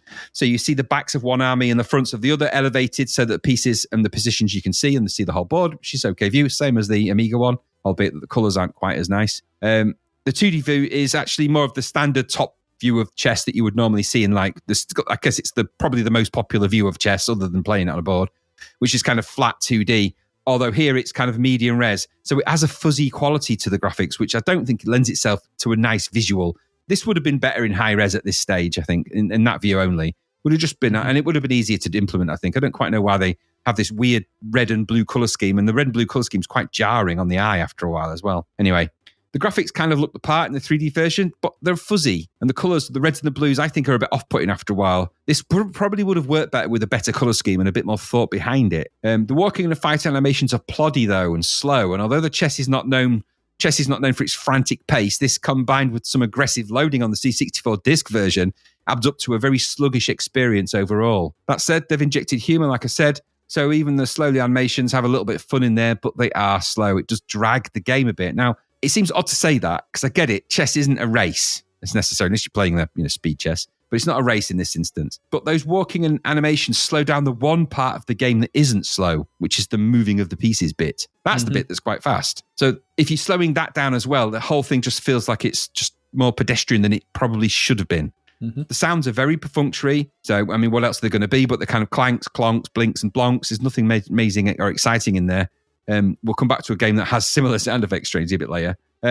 But on the whole, there's some interesting elements to this. It's chess. I mean, I think the important thing to appreciate with this is how complex a game chess must be to actually program into anything.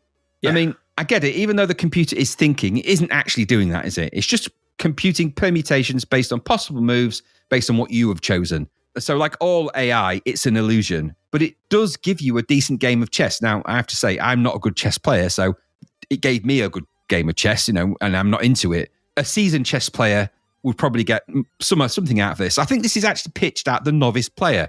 Its levels are described as novice, and I think this is for people that are interested in chess and want to learn how to play it. The reason I say that is because that seems to be where the difficulty is pitched. Players like my dad would have just smashed this game to pieces and just annihilated it. Because any chess game like that, my dad annihilated him. Whether it was that we had this little mini early computer chess, and he just destroyed it. It never beat him ever. So now, just a quick another fact: the word checkmate, in case you wondered, in chess comes from the Persian phrase "shamat," which means the king is dead. Just thought I'd throw that in there. So, might as well put some chess facts in there. On a final note, then, the option to set up the board. Now, I wanted to come back to this. There's an option when you go to the first view of disk. You can say set up board. And that actually presents you with a 2D view where you can actually set up the pieces in scenarios to test play types and test openings and things like that. So you can learn chess through this. Now, that was what makes me think that this game is for learning chess and for learning how to play it and for practicing. So I think in that respect, this is probably quite a good, if you're wanting to get into chess, and there isn't many options around at this time on the C64, this isn't a bad in, albeit that it is a bit slow and stuff. But if you put it in the 2D view, switched off the animations and just wanted to learn and play out some scenarios, for all the wannabe Gary Kasparovs or Judith Polgars out there, there's something there for you. This is probably a good little training aid for learning how to do chess and then going off and playing it for real with a real human. But it is expensive for what it is, and the loading is painful. It seems to load after pretty much everything on the disc version. The Easy Flash version, obviously, is a different matter. But if your chess is your thing and you want some chess-based fun, albeit slow, with bits of quirky animations, this is going to be for you, isn't it? Anyone else? I don't know. Like I said at the start, I played the Amiga version of this more on the C64. Not well, though, but just more. And that did have some really nice graphics in the characters and animations. They're still a bit slow, as I recall, though. It's got 85% in Zap, a tad high, I think, considering the cost and the speed of the loading. But it's a decent chess game for with some nice options, optional extras, and some configuration options for those that like chess and want to play it. I imagine that's a good thing. everyone else probably going to steer away from it, aren't they? And there might be other versions of chess out on the C64. I don't think we've ever come across one so far. I think this is the first chess game we've played. I think it might be. I can't remember. So, anyway, you can't hate chess, can you? It's one of the classic early game designs. It's amazing game design when you think about it. Really crazy clever. A bit like Tetris. A bit like saying you don't like Tetris. You can't really say that, can you? So I like chess. I'm just not very good at it. I like this game. I'm not very good at it because I'm not very good at chess. But I imagine maybe a youngster like your lad would probably find something to play at this. He'd probably sit and have a good go at this if he likes chess and wants to, practice a few things. Do you like chess and this? I thought this is an impressive chess sim that works if you get the cartridge version and turn off all the animations and put it in 2D. Yeah, exactly. But then I know that just makes it chess instead of battle chess. Yeah, but chess is chess. But I'm one of those purists. I just want chess to be chess. You can't fancy up chess. Don't fancy up chess. Chess is just chess. But I thought this was actually quite a good one. I had some actually quite good games against compute with this. Tried it on all the levels. I thought I didn't notice much difference between the levels, if I'm perfectly honest. But it beat me on a couple. I beat it on a couple. I'm not a bad chess player. I did used to be a good chess player. Back at school, I came second in a school championship where I was in year 3 playing up against year 4 people. So I've had the trophy somewhere. It's long lost to the misses of time. My son, as you said, he's really into chess at the moment. In fact, he's had to rearrange a weekend where I have him because he's going into a chess competition. There you go. See, told you. He basically just wants to go and beat people at chess, and he will do. That's the reason, isn't it? That's the reason to go do it. It is. I thought the representation board was okay. I think you're right. The colours are a bit odd. I don't know why it's just not black and white, blue and red. It's a bit. I just found it a bitty and a bit. It's the way they've got like a sort of cross hatching. Isn't it? Yeah. It's just which is weird. Just solid. Just put solid colours on. Don't know why. Bit hard on there. The Amiga version's not like that at all. It's solid. So and the animations are fun and entertaining for the first couple of moves, but you will just turn them off because they just get in the way if you just want to play chess. So, and I think it's got a quite actually decent chess brain underneath it for what it can have on the C64, I guess, when it's trying to work all those things out. Could it have done with some music or something? It's a bit dull. It's chess, I guess, but if you're playing on your own, it's a bit on the quiet side. I just put some Halts to Planets on while playing it. Yeah. So you can make it what you want, make it your own, can't you? So I put some Halts to Planets on and a nice cultured hour of chess, which was quite nice. I was listening to Mars, the Bringer of War, or whatever, and so stuff like that, and Jupiter and everything like that. It's pricey, maybe, but it's disc only. And disc only games are always 15 quid, aren't they? Yeah. The disc versions are always 15 quid. So it's not unusually pricey for a disc-based game. That is the standard disc price. But I can see, I mean, if it's accessing the disc all the time, this would never work on tape, clearly. No. So God knows what it's doing. But I don't know why it needs to access the disc all the time. I don't fully understand it. I don't think there's that much in it. Maybe there is, I don't know. But it's, good, decent version of chess. But, it's classic. It's chess, isn't it? Like you said, it's classic. You can't mess with chess. And this is a good one-player. It offers a good, decent one-player version of it. Nice work, this. When you strip it down and put the Easy Flash version, but the disc version is, even in two-player mode, even in 2D mode, it's still slow. Yeah, I mean, the trick I read on one of the Lemon reviews was to just up the warp on Vice. That's probably a good idea, actually. Yeah, I didn't think of doing that. I should have done. Yeah, and then it just becomes chess. I did like the control system as well, because when you picked a piece, you couldn't make an illegal move, so you could learn the moves. Yes. So, like, you pick the knight, and obviously the knight is usually the one that kerfuffles people. It makes people like 2 and 1, it goes 2 and 1 or something. But it's like, well, it shows you can only move it here because it highlights, it's black or red if it's illegal. So you get to understand it. So I quite like that. It won't let you make illegal moves. So you can learn the movement piece. I thought that was quite good touch. There is a very extensive manual for this as well. So it's not just like a manual that sort of, because it doesn't just give the basics of chess. It also teaches you how to understand the chessboard and how to understand the way that chess is described. So the queen's pieces are on the left side of them, the king's pieces on the right. So kings to queens, the thing to that. It explains all of that and the notation of where they are on the board. Now, I'd never come across that. Again, if you're not into chess and you don't play it, you're never going to come across this terminology. But thanks to chess.com, I was able to navigate some of those things and to find out some of that information. And, of course, the manual, which is very, very, very well described, has to be said. Yeah, it's good. You get a decent chess game. If you were looking for a chess game in 1989 for your Commodore 64 and you had a disk drive, this would probably be all right. That's what I said. I don't remember there being another one. I can't remember. There must be. There's Colossus Chess, I think, isn't there? Colossus Chess is one. Is that on the 64?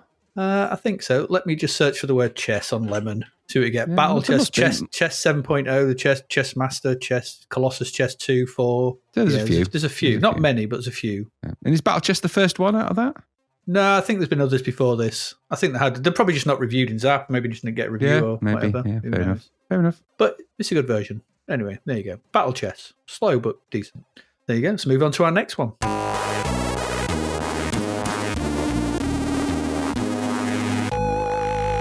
It's over to you again, Graham, due to me being an idiot earlier on.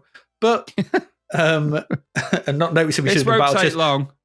Just noticing we should have done Battle Chess before the break, but hey ho. Graham, tell us all about, Spitfire.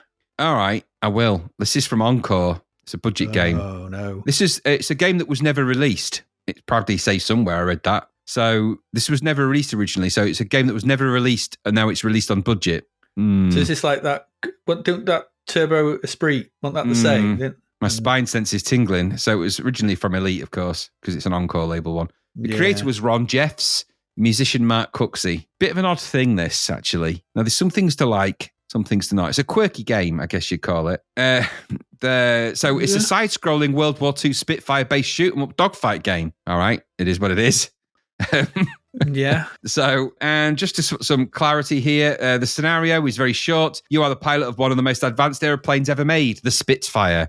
The Spitfire base is being attacked by the enemy in an attempt to destroy your force's supply of aeroplanes. Your mission is to destroy as many of their rocket installation camps as possible, while at the same time fighting off their air attack. Can you protect your base and fight off the air onslaughts without using all of your fuel into the bargain? Your service is counting on you. That's it. There you go. That's the blurb. Simple blurb. We like simple blurbs for simple games. Mm-hmm.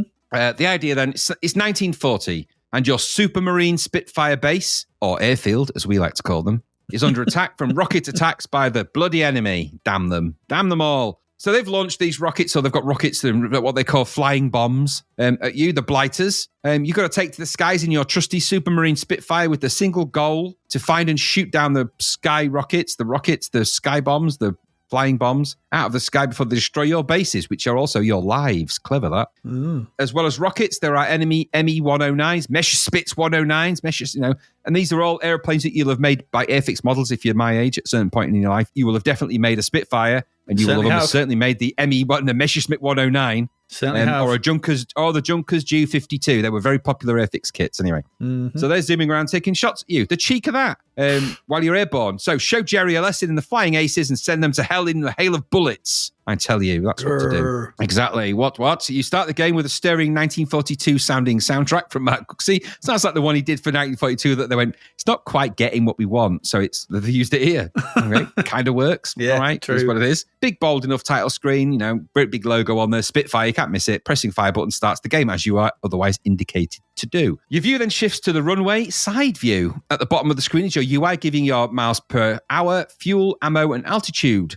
Some dials and gauges will whiz around, and what looks like a 1940s radio sits at the bottom with some instructions in a basic C64 font, like take off and shoot stuff. Graphics here are quite nice, actually. A big Spitfire craft is lined up ready to take off, and an engine noise crackles away ready for you to get going. Press fire, and you will speed up and take off. Then it's to the joystick controls. Up is up, down is down. Right when facing right is spin aircraft. Left is turned around, opposite if you're facing left. You can zoom up and around and dive about, fire, shoot your guns. You zip and fly about, getting shot at and shoot at things, trying to control this giant aeroplane. The perspective here fights you a little bit, and the size of the Spitfire works constantly against your eyes. It feels too big to get a handle on controlling it properly, and the sounds, albeit that they're suitable, meow and Spitfire-type sounds of engine sounds and drones of guns and tack, that kind of thing. But really what you're doing in this is flying and looping and zooming and shooting, basically not trying to hit the ground, which you will do, because it's very difficult to gauge how high you are when your airplane feels too big. And there's no real idea of scaling. No idea of scaling. No, there is not. So many times I took a real big, what I thought was a heroic shoot into the sky. My engine stalled and just went smacking into the ground. I'm like, thought I'd done better than that. You got to try and shoot the ME-109s down who have no problems with any of this scaling at all. Track the rockets down if you can find them, shoot them and shoot down the bases. You can press F7 to bring up a map, which shows you where these little hotspots are, where the bases are launching these flying bombs from. And that's where you've got to get to. Doesn't really help you other than how do you get there. It's a 2D game. We've had this problem before. Yeah, An exactly. Exactly similar thing. Because it doesn't show you on the map. Exactly. It's a map. I'll give you that.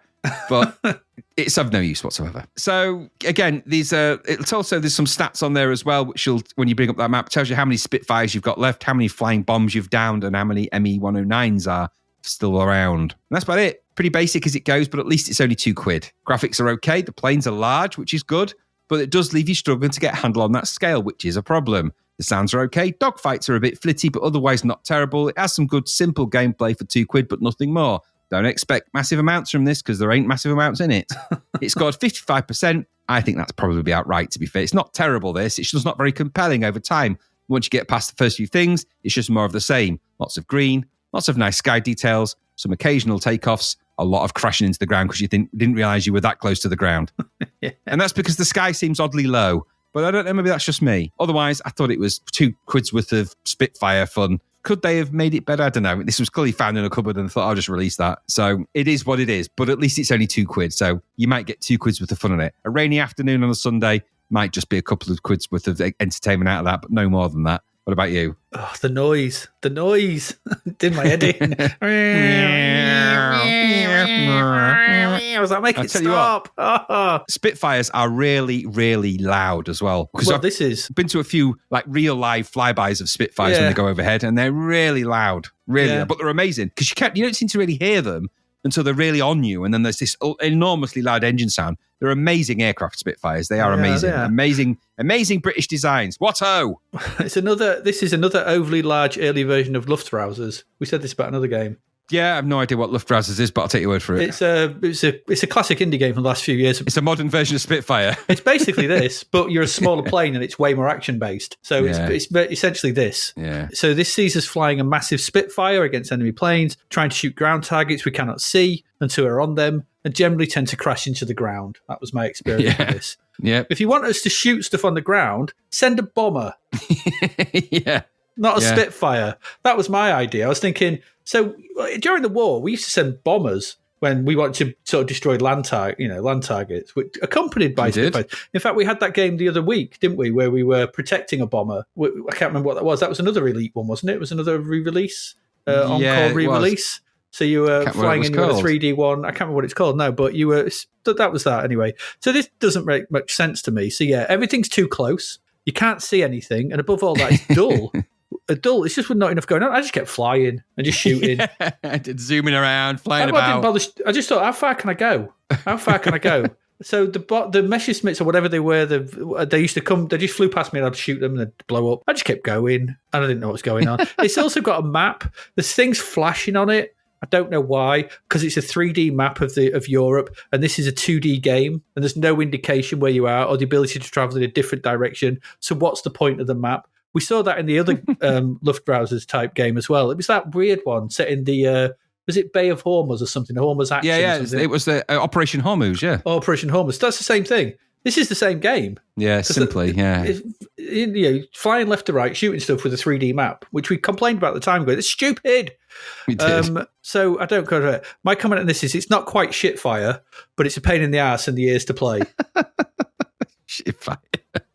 Why am I laughing at that? So it's not quite Shitfire, but yeah, okay. I'm being honest. It's not quite Shitfire. Yeah. It's not that far. Yeah, it's 50% okay. It's about right. The reviewing it, to be fair to them, for once. Yeah, it's perfectly average. Yeah, as a £2 game, I think you might get some enjoyment out of this. But the actual plane graphics are quite nice, and the flipping around, the zooming about. There's a nice view when it spins around. The animation's quite nice, and as you zoom up and you turn your plane. Those are quite nice views. Those are quite nice views, but they're completely and utterly what's the word I'm looking for? Impractical in the context of trying to play this game. Yeah, because it's 3D on a 2D plane, and when you've got to see the ground.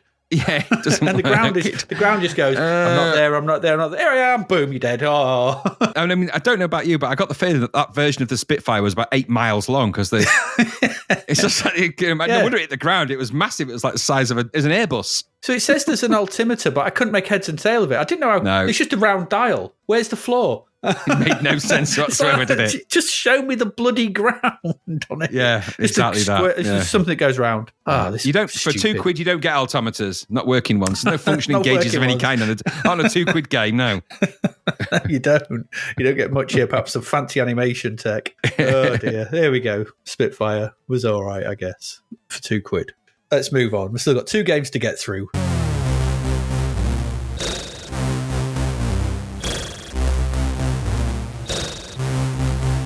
And this one, well, we're back to full price. This is another D-port. It's another D-port from the Amiga. Another one we've seen. This is Kickoff from Anco. I didn't even know there was a version of Kickoff for the C64. I did. I have to say. I did not. I remember I hated it when I saw it. I was taken aback. I was like, Kickoff. They did a version of Kickoff for the C64. I never knew that. So I was expecting something similar to the Amiga version. We'll get to these things. It's Kickoff from Anco, the original, famously programmed and created by Dino Dini, who did Kickoff, Kickoff 2, classic games on the Amiga. Sort of, before we had Sensible Soccer, there was Kickoff. Just before, yeah. Yeah. So this was the first one, wasn't it, sort of thing. We have John Mitchell on code. So here in the 8-bit world on the C64, we've got John Mitchell on coding duties. And it seems he did all 3 of the conversions to Amstrad, Spectrum, and the C64. So we did all the 8-bit versions. Now, like I said, I remember the Amiga version being quite a big deal at the time. My friends, who had Amigas at the time were sort of raving about it, going, this is amazing, it's the best football game ever, blah, blah, blah, blah. Because of, fast and responsive gameplay, pitch, wealth of options and presentations off the pitch. It was a real, this is quite impressive. But it did actually show, it was one of the times, one of the first games I thought, there was others as well, but I thought this really hammered home the upgrade in the home machines at the time. We'd seen games that kind of did it, but this, I think, the speed and the resolution and the pace of everything, it felt this can't be done on an 8-bit machine. Microprose Soccer was probably the best we get. This was something else. So I never saw it as a C64 version. I never saw it. So now I had the time to play it, and well, let's get into it. There's a decent loading screen here. It's a cover of the game. It's an Argentinian player sliding in on what I think is a Spanish player, going by the kits. Okay. But there you go. It's decent enough, I guess. It's a decent enough loading screen. It's all right. And the game loads, you get a very simple presentation style. Nice font. It's kind of that liney font. I don't know what you call it. What do you call it? Liney. Liney font. So it's got gaps and it's double height. So it's nice, but we pick a language. I picked English, obviously, for the game, and we get to the options. It's very blue and white and black. It is. It's very blue and white and black. It has a theme and it sticks to it, which is all right, I guess. But it's simple and functional, and it's easy to navigate with the joystick and fire button. That I did like. So you can move up and down and fire and it select. It's easy to know it on. Unlike that 4 soccer simulator thing, if you remember that, and the controls for that moving through where right moved you down all the time. Yeah, you can get all the way through all those options till you get to the game, yeah. Yeah, I've got to say something good. We can practice our... So here we've got some options, like I said. We can practice our skills. We can go up or down the pitch, which is an odd phrasing, which I'll come to in a bit. We can practice saving penalties. We can play a single game. We can play an 8-team international league, or set the game length from 2 halves of 5, 10, 20, 30, or 45-minute halves. You really want to do that. The league mode that you can play puts the teams Holland, Brazil, France, Germany, Russia, Italy, Argentina, and England in a table together, and you basically pick what you want to do. In that league, we can opt which teams you want as human players, so we can have 8 humans if you had 8 people around all playing against each other, or you can just have one and have a game on your own. It's up to you. So once you've done it in the league, you hit continue. We get the results of the computer versus computer games. So this is just before we get to the game, and I'll describe that in a bit. We get to play the ones with a human player. So when you start to play the game, you get a toss of the coin when you get to play it, and you get to decide if you win, which way you'll be playing. It still says up or down. I'm going to come to why that's problematic in a moment. Yeah. And then it's onto the game. And then I'll describe the game from the practice mode in a minute. So there's a single player mode. Once all the results are done, you continue, save the league, and come back to it later and load it in. That's the league. So you've got a league. So it does have a league mode. That's quite good. When you select a single game, you can play 1 or 2 players. For each player, you get so there's extra options here for each player. You get to choose the quality of their team, so the difficulty level. So you can set handicaps basically from international, national, reserve, youth, or Sunday league. So essentially, it's like I said, it allows you to handicap the teams for players of different abilities. Gives you a way to provide a challenge if you want to take on an international team against, with a Sunday league team. If you get really good at the game, you put your level at Sunday league, and the opponent international is going to give you a good game. I use that term loosely. You also get to pick the formation from 4-2-4, 4-4-2, 4-3-3, and finally 5-3-2. Loads of formations to choose from. Onto the coin toss, and you get into the game. And it's about now that you might make something as a surprise sound, like going, don't want expecting that. It was asking me if I wanted to go up or down. because you see that the vertically scrolling pitch of every version bar the Atari 8-bit version, and I'm talking the other 8-bit versions as well, so the Spectrum and Amstrad, has now been changed to a horizontal scrolling pitch seen from above. Weird. And well, yeah, it just feels a bit weird. It's just a bit odd. Have we seen this before in any football game? Viewpoint? I don't think we have. Not side view is normally side view. Yeah, scrolling left to right is usually international soccer style, five-a-side soccer. Emily Hughes. Yeah. Top down is usually vertical scrolling. Micro soccer. It is, yeah. That Superstar Soccer one we saw, all those kind of ones. Yeah. Top down left to right, though, is a combo with not, this. Okay, all right. Most of the screen is taken up by the pitch. And I'd say the pitch is about 4 screens wide by about 3 screens high, I guess. Something like that, maybe 2 screens high. At the bottom of the screen is the UI in a big pink bar with grey lettering, which is not the best choice of colours. And this shows the score in the bottom left in a massive font, the time in the middle in a small font, and the number of the player you are controlling, and a graphic of the player in the bottom right in a big font. I don't know why the fonts are different. I don't know why the sizes are all different. I'd say, having the timer in a decent sized font would have been important, but what do I know? The pitch is made up of strips of light and dark green, sort of vertical strips of light and dark green, and all the markings are there we want. We've even got proper nets as well, something we never saw in that Roy the Rovers game, which I always like to think about with no nets. The players are okay, I guess. Sprite-wise, they're not terrible. We've seen worse. They're seen from the top. The shirts are easy to make out, and the one you're controlling is flashing to let you know. Controls are 8-way directions for run around, and if you're not in possession, then fire button will make your player do a slide tackle. If you do have the ball, well, I'm just going to read from the instructions here because this this says it's quite simple. Kickoff ball controls have been specially designed for ease of use. In a fast-moving game and under pressure, there is no time to remember the complicated stick movements. The action has to be instinctive. You're advised to learn the controls by using the practice skills option in the main menu. Your options are dribble the ball. The ball travels in front of the player. The distance it travels depends on the speed of the player when it makes contact with the ball. This is a digital game. You don't have a different speeds that I was aware of. I didn't notice any. Shoot ball. Press fire button. After touching the ball, shoots the ball in the direction the player is facing. That's the only way you can kick it. Correct. Stop ball. Press fire button before touching the ball, and this will stop the ball and give you total control. Pass ball. You must stop the ball before you can pass it. Keep the fire button pressed and move the joystick in the direction you wish to pass and release the fire button. Remember, this is instinctive and it's quick. I don't know what they're on about. Releasing the fire button when joystick is centered and the ball is stationary takes you back into dribble action. The player will turn in the joystick direction and start dribbling the ball in that direction. And if fire button is pressed again, shoot in that direction. The ball will remain stationary as long as joystick remains centered. It's like, what? Sorry, my alarm just went off. My gibberish alarm. Gibberish. And then you can chip ball, reverse the direction of the joystick on making contact with the ball, which do you have to press the fire button? These do not seem instinctive. That's all straight from the manual. They do not seem instinctive to me, as stopping and pointing where you want to pass seems at odds with the fact this game is fast paced and you will always generally have a player chasing you and they'll just take the ball off you if you stop. Yeah. And also you then have to take into consideration turning it and then dribbling and then stopping, but the ball will remain stationary. What? There's also the issue that you only have one power of pass or shot when moving, which robs the game of quite a lot of tactical play. You can't do short passes or long passes, just hoofs. Yeah. Just hoofs up and down the pitch. There's no option to curve the ball or anything like that, so everything feels very old-fashioned at this point. After games like Micropro Soccer, or Emily Hughes, which had its multiple control methods, the way you could tap it left and right and do little shimmies and all that kind of stuff. But the biggest bugbear for me is the problem I had with the Amiga game, and that is I don't like the fact the ball is not properly under my control when running with it. And turning with it will often see me just run away from the ball. I see that loads in proper football, running, dribbling with the ball, and the player just turns and runs off.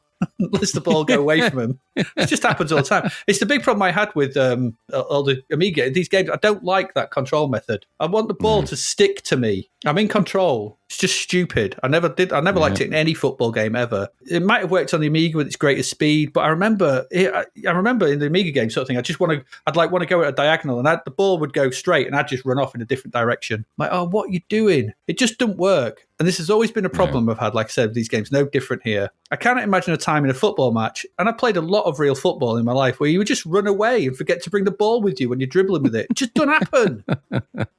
No. If you had the option to ping it out in front of you, get a speed boost here, then that may be something. So you could tap the fire button and it would sort of put it out in front, but it doesn't, because you've only got one option to boot it miles ahead of you. And there's no real difference to the speed when you have the ball or not. So I had nothing that I could discern. So it renders this really unpleasant to play. There's something in the instructions about the different stats that sit behind the players at the different levels, but I never really saw much evidence of this playing at different levels. Everyone just seems to be running about as headless chickens and just getting the ball and booting it and just getting in your way and sliding. It's just it just gets stupidly perfect. And at higher levels, as ever with these games, it just gets stupidly perfect and never makes a mistake and just takes it off you and does whatever. But I know I was interested to see this because I thought kickoff on the 64. All right, but on playing this, I found it a frustrating and rather dull football game that pales in comparison to the genre leaders by this point. It's a boring 0-0 draw on a rainy Saturday afternoon in November watching Grimsby play Scunthorpe for me. That's what playing this was like. And that's not a good thing for anyone wondering whether that's quite interesting. It's just not very good. I don't understand why they've thought, we'll release this. It's going on the name, the Amiga name, which had a bit of kudos, and everyone was like, oh, this is one of the best football games around.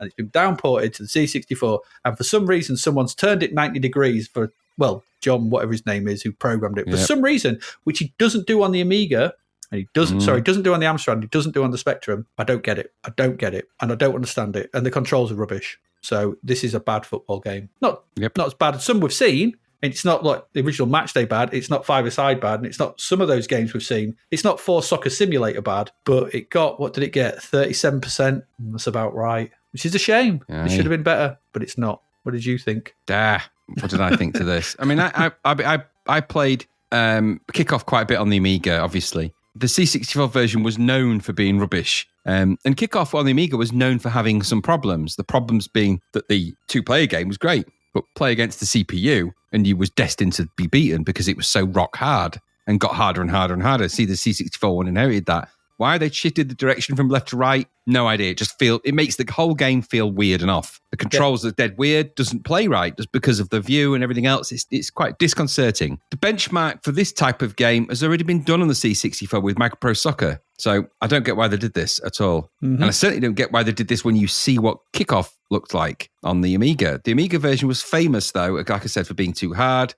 And so was Kickoff 2. And then Sensible Soccer came along anyway and kind of just squashed everything else. And that was kind of it for football games on the Amiga. C64 version of this lacks the essential speed and fun of the other versions, leaving it an expensive, at $9.95, waste of money. Kickoff was superseded by Sensible Soccer on the Amiga, and the C64 version of that was already out and had already set the standard with Micro Soccer.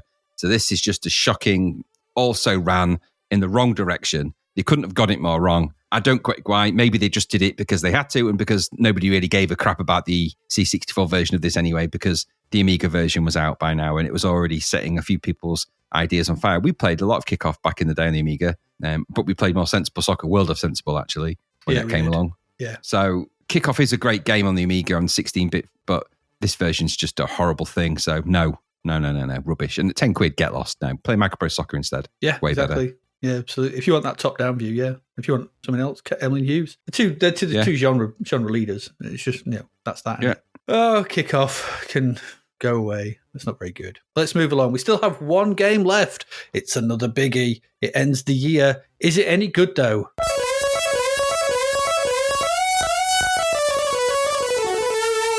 Graham, tell us all about Myth. It's a bit of a whopper, isn't it, Myth? Myth, it's a biggie. Thought I'd leave it for the end. Published by System 3, produced by Mark Cale and Jonathan Dean. Don't we just know it's a Mark Cale game? Coded by Peter Barron. Graphics are by Bob Stevenson. Title screen, Bob Stevenson. The music, Jerome Tell.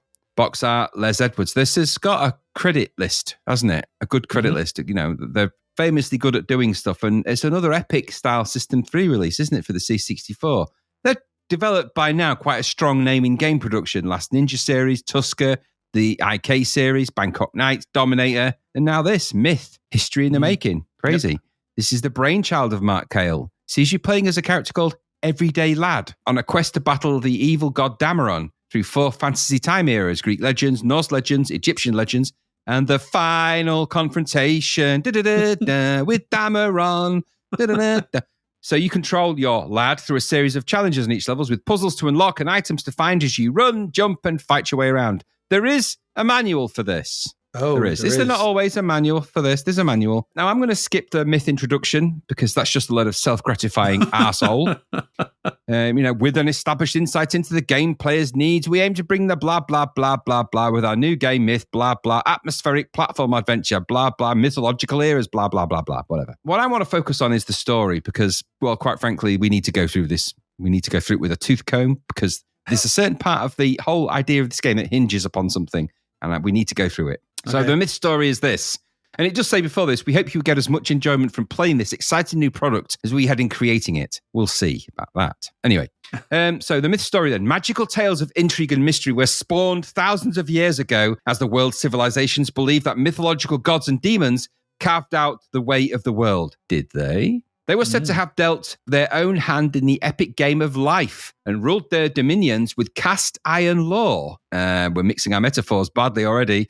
And powerful sorcery, not known to mere mortals, the subsequent fear of which enabled the gods to mold their own world. Like an elaborate game of chess. And preordain the fate and destiny of their minions. Someone's been watching Clash of the Titans. Yes. Haven't they? Anyway, we'll come back to that. The combination of ruling bodies kept the world in balance and laid the foundations of our history. Okay, deep breaths, everyone.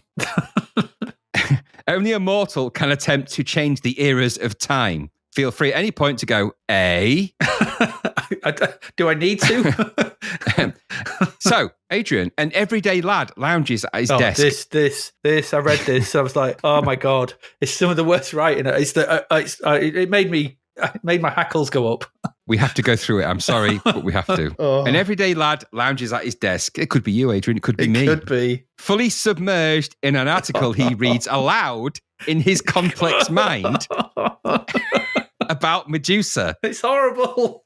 The terrifying snakes that entwine her scalp and the shivering coldness of her black-eyed stare as she turns courageous men to solid stone. The lad seems arrogantly amused. Arrogantly amused? Can someone be arrogantly amused? Oh my God. I wanted to get my red pen out. Adrian, you're very arrogantly amused right now. I'm very arrogantly angry. The lad seemed arrogantly amused with what he reads and curls his upper lip in an aggrieved sneer,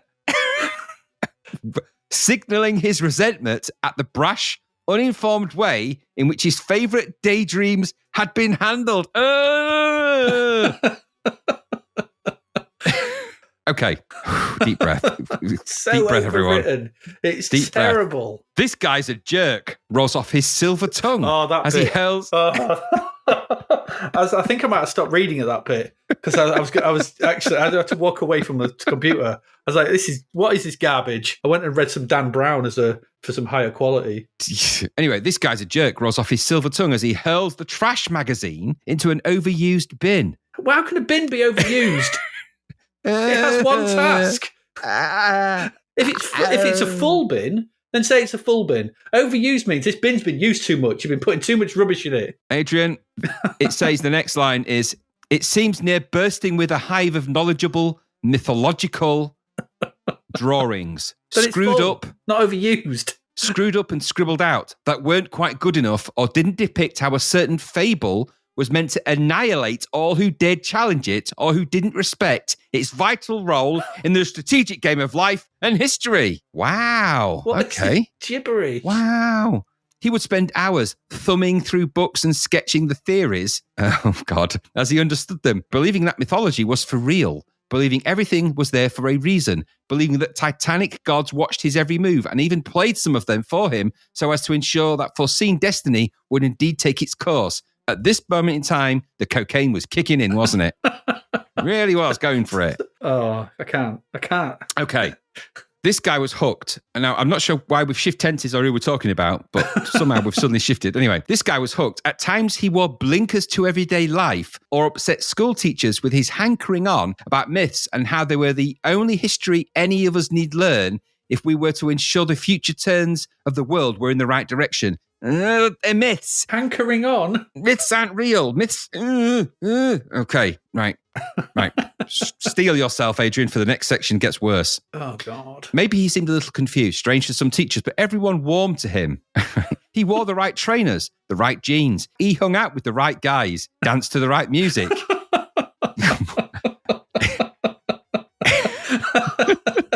Hey, he's all right. He dances to the right music. His cockiness and arrogance was a lure to all the best girls in the school, and his contempt for those who wouldn't listen to him shielded him and gave him a bigger following than the school football captain. Hey, feel free, I said at any point.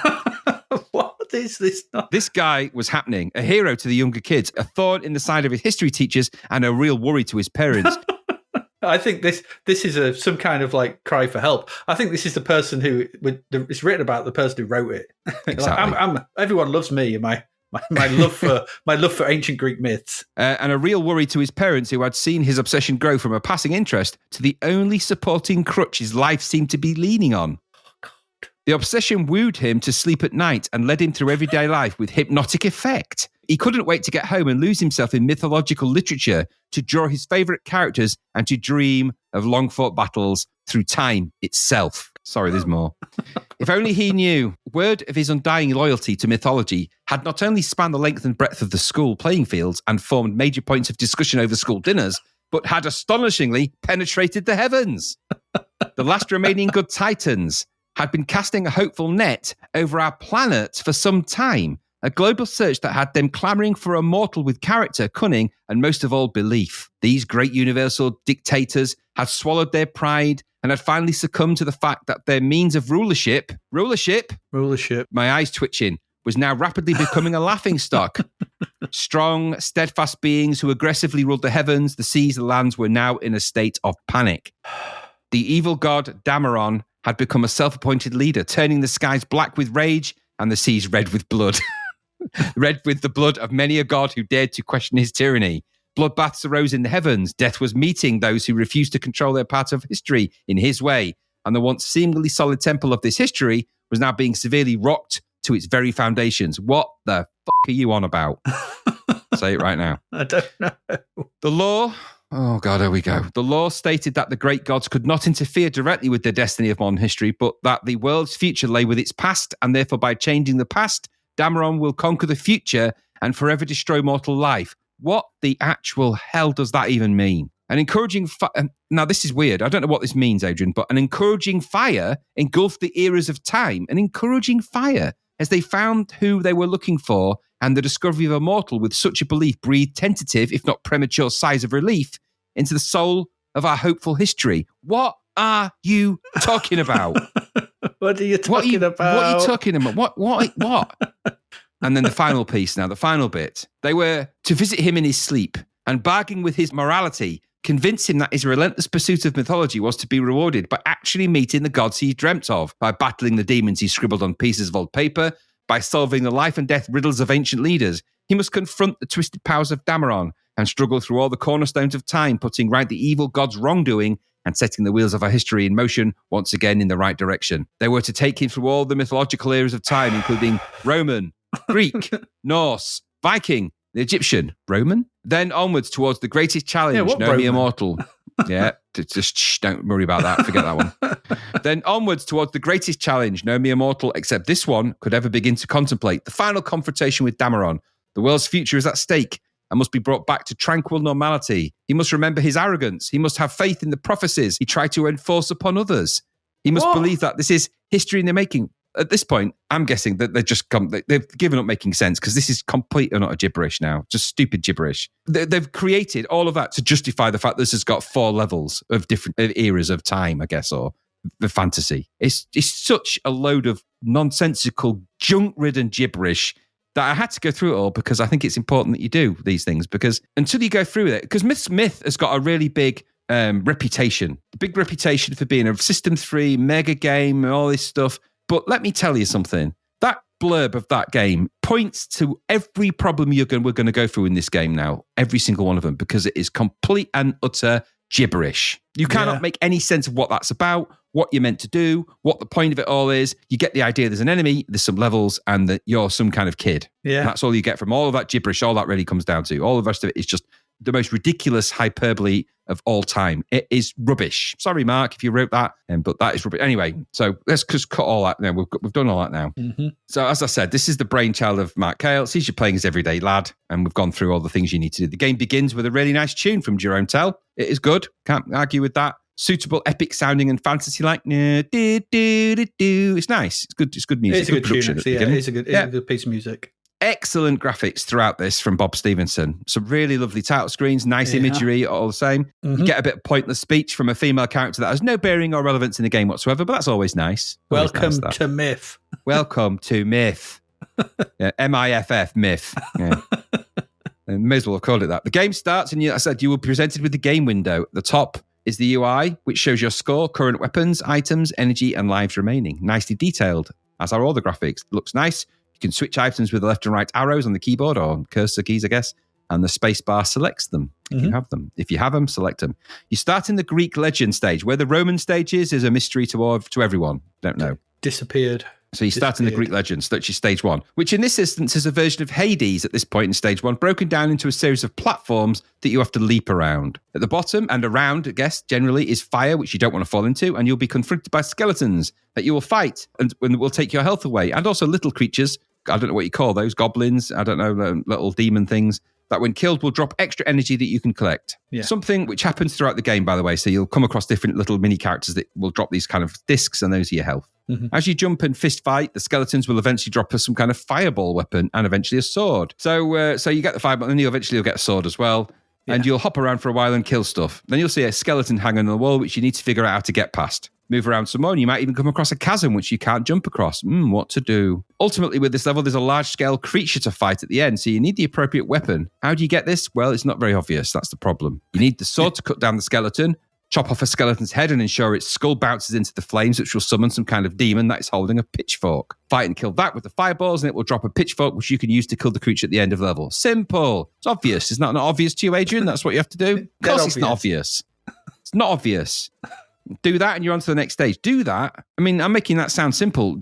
Bear in mind that you've got no clue what you're doing. You're just starting on platforms, jumping about, leaping about. And then, anyway, I'll come back to a bit more about that in a bit. So you're on to the next stage of this particular Greek Legends level. Here you'll walk left to right, fighting Greek warriors amongst some ruins, coming across a siren at a certain point that beckons you closer, and you just got to ignore them. And that's how you beat that. Mm-hmm. Find a statue of Achilles, which you have to whack to get the shield, because as we all know, if you whack Achilles' heel, it makes a dink-dink sound, which is the key thing you need to do to get a shield. I didn't know to do that. You won't do. No clue to do it. But when you get the shield, because that's how you fight Medusa in the next level. If you don't do that, you can't progress. So you're just endlessly battling Greek soldiers until such time as you're either bored or you accidentally go clink-clank on Achilles' heel. And there's no clue for that. Again, this is the main problem and a thread that runs right through all of this. So once you do that, you'll go to the next stage, it's where you have to enter the Temple of Medusa, and there you start hopping from platform to platform until you confront Medusa, who will be firing bolts of what is, I guess, lightning at you from her eyes, which is meant to be her terrible, terrible stare, which will turn you to stone, but you've got the shield, so you can just block that. Then you've got to eventually get close enough to her to chop her head off and then pick up her head, because that's what you need to fight the next beast, which is a bit further along on the same level, which is the Hydra, which is a big monster with 3 heads, which you can then utilize Medusa's freezing stare to fire at it, which will then kill the various heads, and eventually that'll die as well. And that's it. You've done the Greek legends part. Mm-hmm. None of those things are obvious. None of those things are going to give you an idea of what you're meant to do, and you will lose loads of health trying to hop about and figure all of that out. Mm-hmm. Now, I'll say this. The graphics throughout all of this are excellent, and I think that's fair to say. They're really good graphics. Yes. The controls, less so. I'll come back to that in a minute. Let me say at this point, Matt Keller has clearly watched Jason the Argonauts and Clash of the Titans, because there is loads of borrowed... I mean, granted, that's Greek myth, but they're borrowed specifically items in terms of the blurb that's written and in terms of what you have to do. That's borrowed particularly from Clash of the Titans when you fight Medusa, because you have to get the shield, and that's how Perseus actually defeats Medusa. But in this particular version, they've just nicked it's kind of cherry-picked bits of Greek mythology and from films, really, and thrown it into this game. And does that kind of work? I don't know. And also, what's confusing about this is that it's called Myth History in the Making, but none of this is based on history. This is all based on mythology. Yeah. So there's nothing to do with it. It's nothing to do with history whatsoever. Hey ho. Anyway, we'll move on. After that level, you're on to Norse legends, and a very nice visual effect. I'll give it credit where credit's due. So you're on the deck of a Viking longboat and you're now fighting Viking warriors while the waves crash. There's crashing sounds, the wind blows with a big sail, and there's lightning flashes in the sky. That is a really nice level. Yeah. Really nicely designed, works really well, and it looks really effective. I think that's, if you're going to design a level for a game of this type, that's really good. Eventually, after much fighting, a bird will flap down and you kill that. It will release a coin, which transports you to land, if you didn't get that. You mean you didn't get that from that? Here in the deep forest, you must fight against Cyclops. Cyclops in Viking land, which is not, some kind of novelty book. Anyway, I think the Cyclops. So you got to fight what look like Cyclops to me. So run, stab, fight, etc., etc. Eventually, you'll come across a woman being burned at the stake and haunted by ghosts, which looks remarkably like the scene from Raiders of the Lost Ark. Funny that. Yeah. Anyway, you have a torch sort of stick by now, which you can light with a fire, and then you have to ward the demons off with it. You rescue her, and she will imbue you with some kind of magic, which you have no idea what it does up until the very end of this level. Anyway, you'll go onwards, and you'll come across a fire-breathing dragon, which you need to battle. Actually, you don't need to battle and kill it. You'll never know that. But you actually just have to put an hole in its throat so it ducks its head down so you can jump over it. I don't know if you know that. No. So you'll spend ages trying to think you have to kill this dragon by trying to chop its head off or kill it. You can't. It's not actually killable. And you'll die trying. What you have to do is chop at its neck so a tiny little red dot appears on its neck like a blood hole, and then it can't raise its head. Then you can actually jump right over the top of it. Stupid, isn't it? That. And when you do jump over it, then you'll just fly off because the magic that you were imbued with from the burning woman just suddenly appears around you, and you just fly off upwards. Just take off. It's like, off you go. So, yay. I was like, yay. Okay. You'll land in another magic world of floating platforms that you must jump and navigate. You'll be attacked by mini dragons, and periodically a Viking will just sort of appear and disappear. You'll find a castle, and you'll eventually realize that there's a guy there that keeps popping out and throwing axes at you. You can't beat that guy. You won't know that at the time, and you'll die trying, but you can't beat that guy because the actual entrance you need is further up the castle. So you just have to climb further up. Yeah. But again, you won't know that. So it's essentially a different door. When you get up to that point, a Viking pops out, and then another one sort of drops down upon you for the one that's been popping in and out, picks you up, and transports you to some weird battle arena where you have to defeat Odin, who's kind of just sat in a chair looking grumpy. So you just have to sort of hop your way up to Odin and whack him. And bear in mind that the guy keeps peering and throwing axes at you, but eventually it's not that difficult to do. And you'll do that, and you're magically transported. And it's Egypt. You're in Egypt now. Egypt. Yes, you are. Here, you've got to head through the desert, avoid snakes, and get into the pyramid, and then navigate the traps you'll find inside. Somewhat akin to the Last Crusade, one might say. You'll eventually come across Egyptian warriors to fight and such, walking through the corridors of the pyramid, etc., all that kind of thing. Graphics, again, very nice. You'll eventually come across some mummies. Of course, there's mummies. You knew that was coming, didn't you? And then you have another giant boss to defeat in the shape of a giant head of a pharaoh. So you'll get to go through all of that. Then it's to the final stage, which, and this is what really wound me up, I have to say, is a left to right scrolling shoot 'em up. Yeah, you sit cross-legged, floating around, shooting lasers from your eyes while you traverse and navigate the enemies, such as space jellyfish and green bats. And then all the host of crazy nonsense occurs, and then eventually you'll get to fight Dameron, and then if you shoot him enough times, you win the game. Dameron is a great big graphic, albeit nicely drawn, I get it, but it is just to shoot him up at this point. Yep. So and that's kind of Myth. That's how it plays out. That's Myth the game. There's a lot of things to like in terms of graphics and things, and there's some real niggles with it. Now, let's start with the graphics. They're exceptional. Really lovely pixel shading on pretty much everything. Great looking sprites, really nice animation on Lad. It's really top-notch stuff. Can't argue with that. It's animated, running and jumping and all those things. It's great attention to detail. It feels like there's real kinetic movement from him as a character. And that feels like you've got good ways of moving around. That's nice. Even the animations of some of the enemies are good. And generally the way you move around and such, all good. There's scale too. So you feel like there's large enemies and they look kind of big and nice and the shading's good. And that initial Viking level is really clever and a really inventive way of doing it. I really like that. Really good stuff. Those are the good things. The controls in this game take a bit of getting used to. And that's because of a really weird, annoying choice they've made. So without the fire button pressed, left and right move in that direction. Up is a hop jump, which you can then sort of control midair, which is nice because you've got little nuanced jump movement. Okay. Up and left and up right will do either directional jumps or running directional jumps, depending on if you're running or not. Down, for some reason, down is long forward leap. I can't tell you how fucking annoying that is in this game.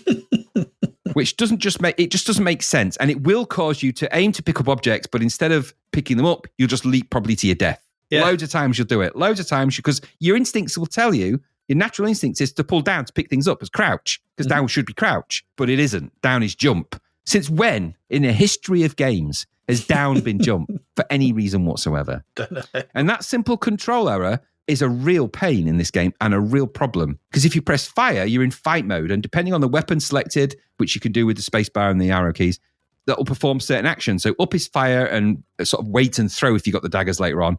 Up left is jump kick when facing right. Up right is high punch or weapon blow. Left and fire is a kick in the opposite direction. I'm like, what are you doing here? Right and fire is middle punch or stab. Down and fire is kneel and pick up. Down and fire. And down and fire and to the right is low stab. What idiot conceived these controls? What idiot makes down and fire pick up, but down jump? I mean, it's the stupidest, because you are bound to make that mistake and get that wrong. And when you're meant to go and pick up the sword or go and pick up, like in the first level, to go and try and pick up the pitchfork, you will make a mistake. You'll press down instead of firing down. You're going to leap, and you're just going to leap probably into the fire.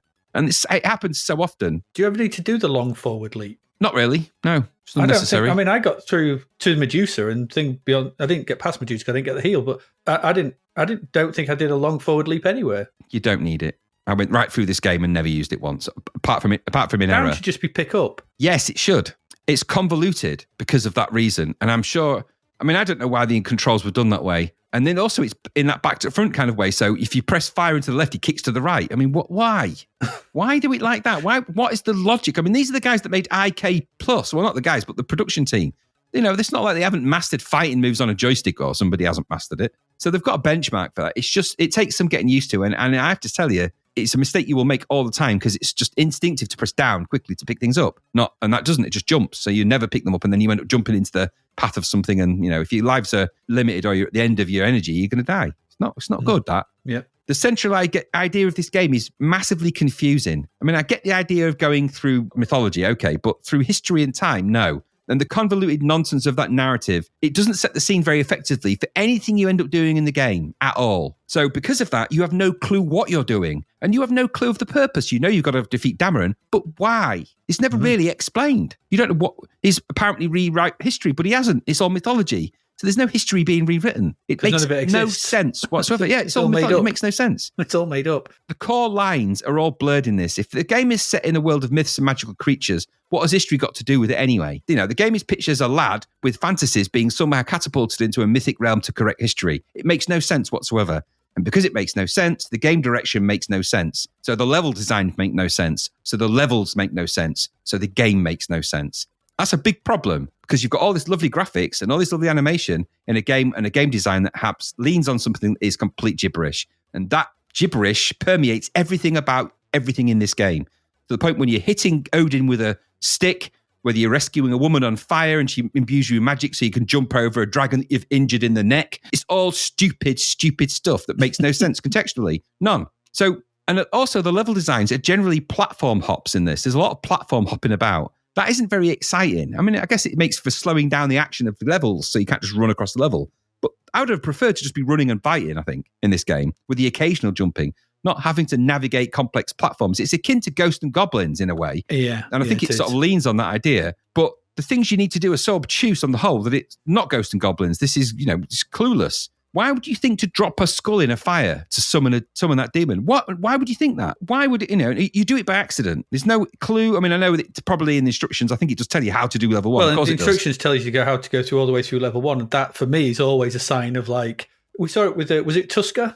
Exactly. I was going to say they did exactly the same thing with Tusker. And this has the same problems as Tusker. Yeah. In the sense that, some of the clues and things you have to do are so obtuse that it doesn't make any sense, and you wouldn't instinctively do them. I think in Tusker there was a point when you had to kick one of the treasure boxes to open it when you haven't had to kick anything to open it because kick is a fighting thing. Or go hack down the reeds at the back of the hut, which you've never had to do. It's like, so why would you drop a skull in a fire? Why would you think of whacking a statue on the ankle? Why would you wait for a bird to drop a coin? And then don't even get me started on the invisible platform hopping on the Egypt level, which is terrible. So when you get to the pyramid, you've got to climb up the pyramid on invisible platforms, so you can't see them. So you're just jumping in the dark, just blindly hoping you'll land on one. And if you don't, you'll fall back down and it's back up again. It's just stupid, really stupid and frustrating game design. Mm-hmm. There's no music in the game either, which I think hinders more than helps the flow of this. The sound effects are occasionally okay, sort of clonks, bonks, banks, and booms and things like that. Some good filtering in there.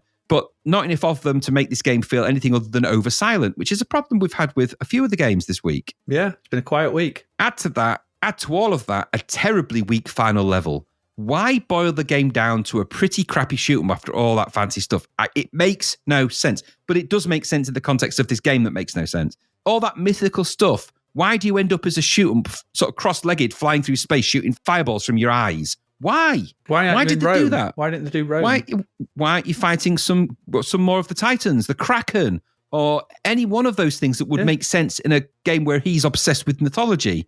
It makes no sense to end this game in space, a version of space, fighting a giant face. It's really weird. So off all that mythological stuff, I just don't get it. I don't get this final level. To me, it felt like a complete afterthought.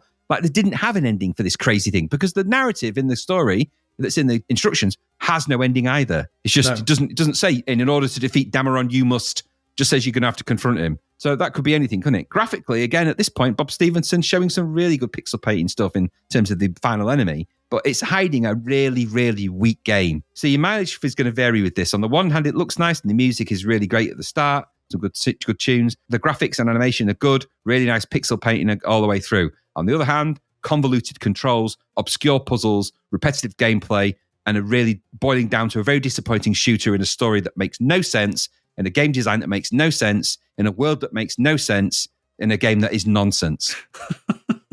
Now, I can see why, on a twist of it, I can see why it got the score it did, which was 94% and a sizzler in Zap. I can see why it got the score because... Yeah, it got high scores across the board. Well, the C64 is dying at this stage, isn't it? There's not a lot of dedicated software left coming out. System 3 have remained committed to the machine. Fair play to them for that. It looks and sounds good from a production viewpoint, and I guess there is a chunk of game to go at, and it looks like a nice game. Plenty of whacking and sword fighting to do, so maybe that's, if you look at it as of a game of its time in a sea of limited releases, maybe it's, maybe they're just heralding what they've got. I think you alluded to that a couple of weeks ago where you said maybe they're just, the games are getting thin on the ground, so you've got to kind of, when the good one, the average to good ones are, graphics, let's give them a pat on the back and, give them a bit of a boost. And there are good things, like I said, the game content is sprites, locations, monsters, but the improvement, well, it's game design, isn't it? It's a stupid story and it fizzles into nothing at the end, which is a great shame because I think there's the bones of a better game in here somewhere. And so I like the music, I like the look, I'm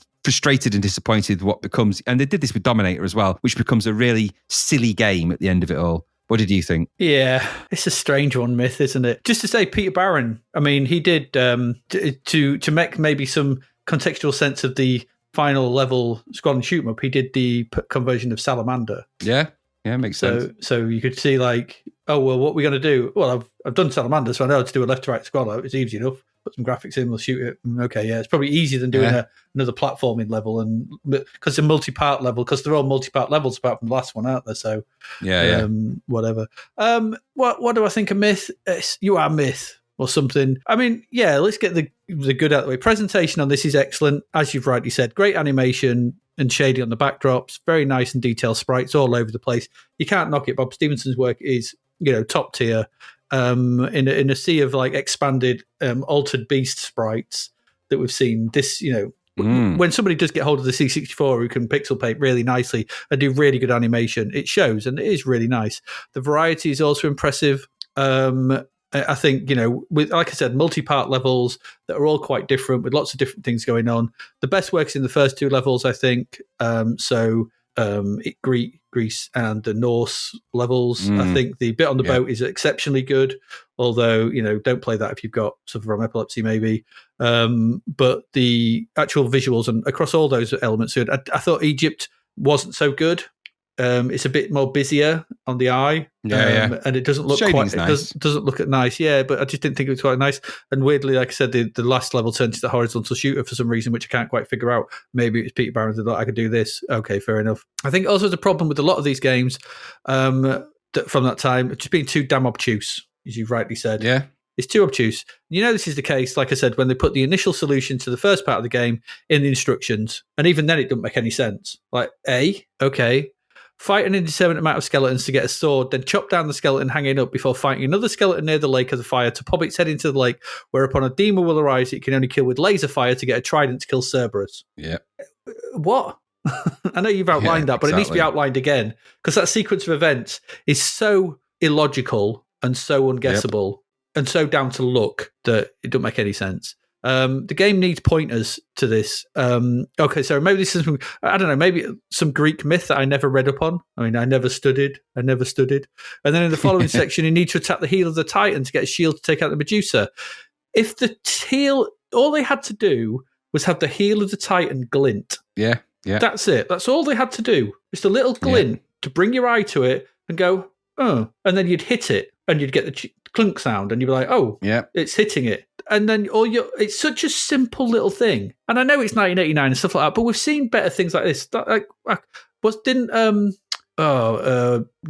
did that have glinting things? Frankie Goes to Hollywood, that had flashing items to pick up. Yeah. You know, it's not hard to do, is it? Loads of games highlight objects that you can interact with. Yep. You know, it's simple. So why not just make the heel glint? I don't know. Yep.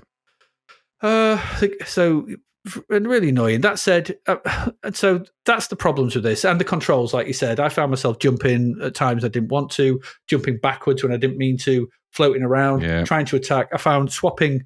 I don't understand, because you've got to select the weapons with left and right and then press space to activate them. Yep. Why? Good question. Why is the question? Surely you should just be attacking with the weapon I've got at hand. Just flick it in. Yep. No one cares if a sword just appears. Change it instantly. Yeah. Yeah, just change instantly. I don't need another button press. It's another step in making this. And you don't want to be reaching. You get attacked by skeletons. You don't want to be. That thing that keeps flopping around, and then you run out of fireball juice, so you have to go find some more fireball juice from somewhere else, and it's a pain in the ass. So that's painful. So yeah, I mean, like I said, you have to praise the production around it, because the music at the start is great.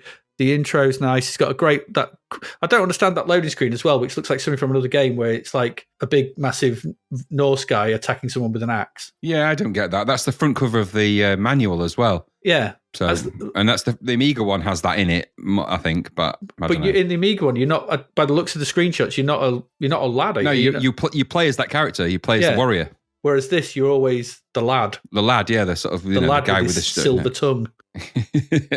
So you praise the production, like I said, although those sensitive to flashing lights might not agree, the storm sequence on the boat is pretty impressive and a really nice sequence. I think there is an interesting game here with some nice presentation, but you're right. It needed some guidance for the player to aid them, and it needed a coherent story, a more coherent storyline than the gibberish we got to hang it all together. And that would have been too hard. That would not have been too hard to do. No. I mean, if you'd have given me said, "Oh, we need this game, we need a story," right? Okay, I'll give you that in about 10 minutes. You know, you've been transported back in time because some evil demon from the future is trying to attack the Greek myths, and we don't want to lose them. There you go. Who cares? You just have to fight. You know, you fight your way through the mist, or time bandits. You know, that kind of idea. Yeah, exactly. You don't need all that gibberish, and it makes no sense. One thing I would say about this, and it's the thing about what Miyamoto, just going back to like the original Legend of Zelda. And one of the things about that was that it was very obtuse. There was no guidance. People just found stuff out. We maybe forget at the times we have the internet at our fingertips. So finding solutions to stuff in games nowadays is a piece of biz. We just put on YouTube or we go to GameFAQs or whatever. Back then, these kind of games would have, this would have been a game that a lot of people played through either getting copies of it or buying it or whatever. So the schoolyard chats would have been your internet and stuff. And so that, I know how to get past the thing. And I think there's a reliance on that, which I think some games back then do, and we kind of forget a little bit about that. It's Miyamoto stated, he went, "I wanted to put secrets in The Legend of Zelda that no one would find. You'd only find them if you talk to someone who happened to find it." And it was a game design tenet of the 80s. So there is that, but I still think that just put a glint on the bloody thingy's heel. It's nice to see some nice graphics and stuff, and I think also, like you said and what we said before, the notion that this gets its high grade across the board. Most of the magazines gave it a high grade. There's only Your Computer, I think, when they re-reviewed it, give it a low score, 60 odd. That it is a case of we need to praise the few decent games that are coming out now, and it's still better than Batman and Untouchables, in my opinion, which are low points of whatever. Because in a year when we've seen some real cacola, this is at least it has some quality behind it. Even if it's just a bit misguided in places, it's almost there. And I think, like you said, with some coherency around the thinking around it, this could have been a real classic. But it's just a bit, misguided in some of the options, the controls, and the narrative to hang it around. They've tried too much narrative. We often, but I don't know. It's just a bit. It's an almost, and it could have been so good, this game, but I just think it's not. It's just a bit faltering in some areas. But yep. So I think pretty much sort of what you said, really, in not so many words. There we go. Myth. It's not quite a hit, but it's not quite a myth. It's a hit or myth, yeah. Is it hit or myth? Mostly myth, I think. Mostly myth. There you go.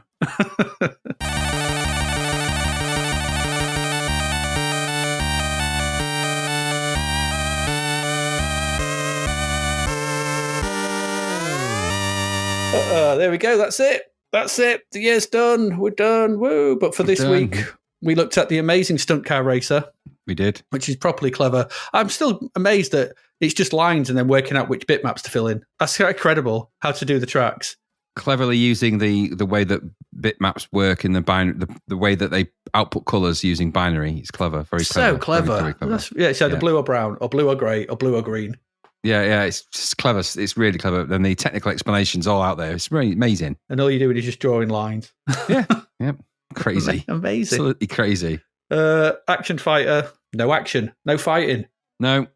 And you're riding a hot dog sausage. You are. Altered Beast. You look like a hot dog sausage in expanded form. Not good, that. Boring. Not good at all. Battle chess. Decent enough chess game. Yeah, decent enough chess, yeah. Spitfire. Should have sent a bomber. Yeah, and it's £2. So It is £2. Kickoff to just go off, to just something off. Yeah. And myth. More myth than hit. Yeah, definitely. Yeah. There we go. I think we've got a few of those, haven't we? Spitfire is more spit than fire. Kickoff is more off than kick. Yeah. And myth is more myth than hit. Yeah. An action fighter is no action or fighting. Yeah. It's a broken oxymoron. Yeah, it's just the moron part. Budget re-release this, Graham, if you wanted to know, was Rampage for $2.99. Yeah, I wouldn't have bothered with it. I hated it. We didn't like it when we looked at it, did we? Broken. Crap. We've got some crap verts if you want to look at them. Tubin. I remember Tubin in the arcade. That's not a very good image, though. It's the guy in the back. Oh, dear. It's an unfortunate splash, isn't it? Or whatever it is. What's that meant to be? What is that? I don't know. He's got his hand in a dubious place and there's... So this is like the grin on his face. So this is actually like I had a look at the arcade cabinet, and this is kind of the similar sort of visuals to the arcade cabinet. So fair enough. The monkey's paws are weirding me out around that flag thing. Yeah, they are a bit weird. It's got 3 fingers. Yeah, well, I think they're its feet. I think they're its toes, maybe. And its hands are at the top. But it's just the angle its head's coming out at doesn't work for me. There's something weird going on there. But it's the guy in the back. That just so I was like, someone should have noticed that and just thought maybe airbrushed him out. Yeah, because is he bounced a can off his penis? What's he done there? I don't know. It looks like he's having a pee and he's hit a can that was in the water that's gone over the main guy's head. It does a bit. There's such overuse of sort of shading in that it's really weird. It's like they've just discovered Illustrator's like gradient tool. Yeah, massively. The gradient shaded the shit out of everything. Yeah. It's like he's on an inner tube, shade it. It's got what about the crocodile? Shade it. But the monkey, well, just make it brown, but make sure you shade its fingers. It's like overshaded. But the guy in the back, he's on a tube, sort of shade it. Well, now it looks like a donut. Yeah, exactly. He's hiding a donut. Then shade the water, make sure that's gradient shaded. Gradient shade the sky, for God's sake. Yeah. Monkey's eyes, gradient shade them. And then for reasons that nobody can explain, draw the logo with the pen tool. And honestly, Adrian, when I looked at that logo there, I was like, that has all the hallmarks of an emboss, like a wiggly emboss. Well, it's the same as the arcade, but I mean, it is what it is. Yeah, but that doesn't mean it's good. I don't like this sort of uncoloured "Let's Go" bit at the top. I don't know, because that's an afterthought, isn't it? And it's a naff font as well. Yeah, so don't fit the main one. No, because then it's gone to a serif font, like a Times Roman font underneath, and then it's got another variation of font under that. You're mixing your fonts again. Never good, that. Never good. Never good. There you go. That's tubing. I'm sure we'll see that soon. The next one. Made me laugh. Do you think this is from Gremlin Graphics? Could they put it more in the background? I think it's Gremlin Graphics. I don't get why it says, "Can you survive the shark attack?" Well, Greg Norman was known as the Great White Shark in golfing. Why? because that was his nickname in golf. Okay. All right. Okay. So they found a picture of him where he vaguely looks like a shark because he's baring his teeth. The picture's awful. I've not seen a worse picture than we saw with that Kenny Dalglish one. But weird that. But the background, it's just a nightmare. And then they've put that small yellow text over that background. Yeah, that's going to hurt your brain, that. Why does it need so much Gremlin graphics software on it? Why it's got the logo on it? I don't know, in rainbow-coloured font stuff going on at the background. I don't understand it. No, and you've got the writing at the top has got drop shadow in grey. Oh, it's making me angry looking at it. And they've even got a red outline on that typeface. I mean, that's just, why don't they just slap me across the face and call me an idiot? And also, they have just done a crap on my chips right there. Don't you like the ultimate golf box? No. I like nothing on that. Grey shading in the back and then a grey drop shadow again. It's grey drop shadow on a horrible naff kind of stroke. It's got a gradient stroke. No, those words aren't good words. Nobody should really ever use the gradient stroke for anything. No, really, not this day and age. And it's impossible to read that blurb, isn't it? It's just impossible. Yeah, you can't read that. But it's in tiny writing over text. It's impossible. Yeah. And he's sponsored by McDonald's as well, the corporate shill. I don't like it. It's a really bad advert. Why couldn't they get a better picture of him? I don't know. It's not a great picture, that, at all. No. He looks a bit like Doctor Who. He looks like Peter Davison's Doctor Who, doesn't he? A little bit. I don't know what he looks like. If he had question marks on his collar of his shirt, he'd look like Doctor Who, like Peter Davison. You Google it and you'll see. It's a bad advert, though. I looked at it and went, it ain't good. That's bad. However, I'm not buying that game. No, it might not prepare you for the next one. What on earth is going on here? Goodness gracious, great balls of fire, rock and roll. What is it? I don't know, but it's tops for action, skill, and great music. This is a Rainbow Arts game. What the hell is it? I don't know. I'm trying to figure out what that is. Is that a bronze statue? Is that a man riding a guitar playing Sprout? I think so. Yeah. like a bronze Sprout, and he's looks like he's firing a light switch. He's firing a musical note out of the guitar, riding across some kind of blue thing. Yeah, if you look on the side, yeah, it's a double clef, whatever. It's a two notes down. See it now. Yeah, but goodness me, when he's playing a lute, and he's not an electric guitar, or maybe it is just. I don't know what the hell is that. Why is he holding his crotch? What is he? What is it? I don't know. Look at his facial expression. What's the game called? I guess it's rock and roll, is it? Maybe. Is it goodness gracious, great balls of fire with no punctuation, which is annoying? What the hell is that? I can't read the writing to even see what that's even about. I've never heard of that game. No, never. I saw that and I was like, what's that V thing on the right there behind the screenshot? What's the background? What's he flying over? It's like a blue circuitry. Is it circuitry? It looks like a blanket. No, behind that is circuitry. Oh, what? So you've got circuitry in the main background. Then you've got his yeah. But what's that sort of blue undulating duvet? Blanket. It's a blue duvet. It's the bluvet. And he's an orange statue of a man holding his crotch, riding a guitar, playing Sprout, firing musical notes. And there's a giant drumstick there, isn't there, at the front? I think. Is it? Maybe. I don't know. Or is it a conductor's baton? I don't know. That is the strangest thing. The rock and roll font is obtusely 3D as well, but it runs out of 3D at the left. So it's like starts off mega 3D and then it's like, we can't sustain this perspective. Just cut it off at the bottom. It'll look 3D-ish anyway. It'll look all right. Yeah, it's crap. Absolute crap. And look at the top where it says, goodness gracious, great balls of fire. They've just double lined it and put a white copy of the actual writing and offset it by about 6 pixels. Never do that. Never do it. It's crap. It's worse than drop shadow to do that. It's blurro vision and it's a naff thing to do. Rubbish. They've done it for that tops for action.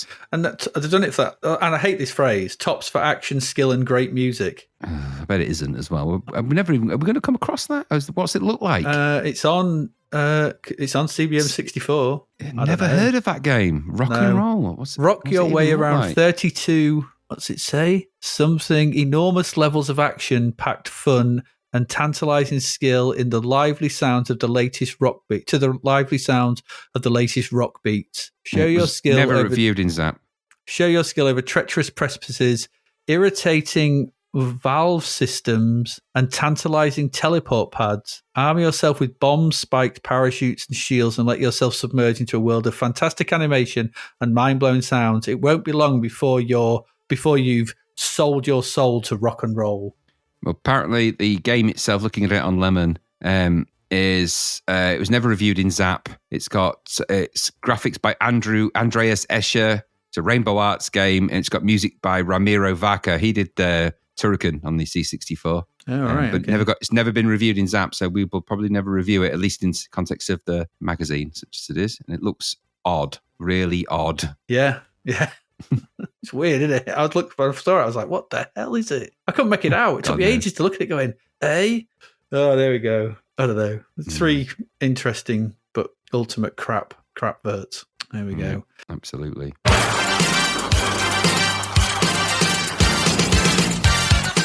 Let's get to the chart. Our final chart of the year for December 1989.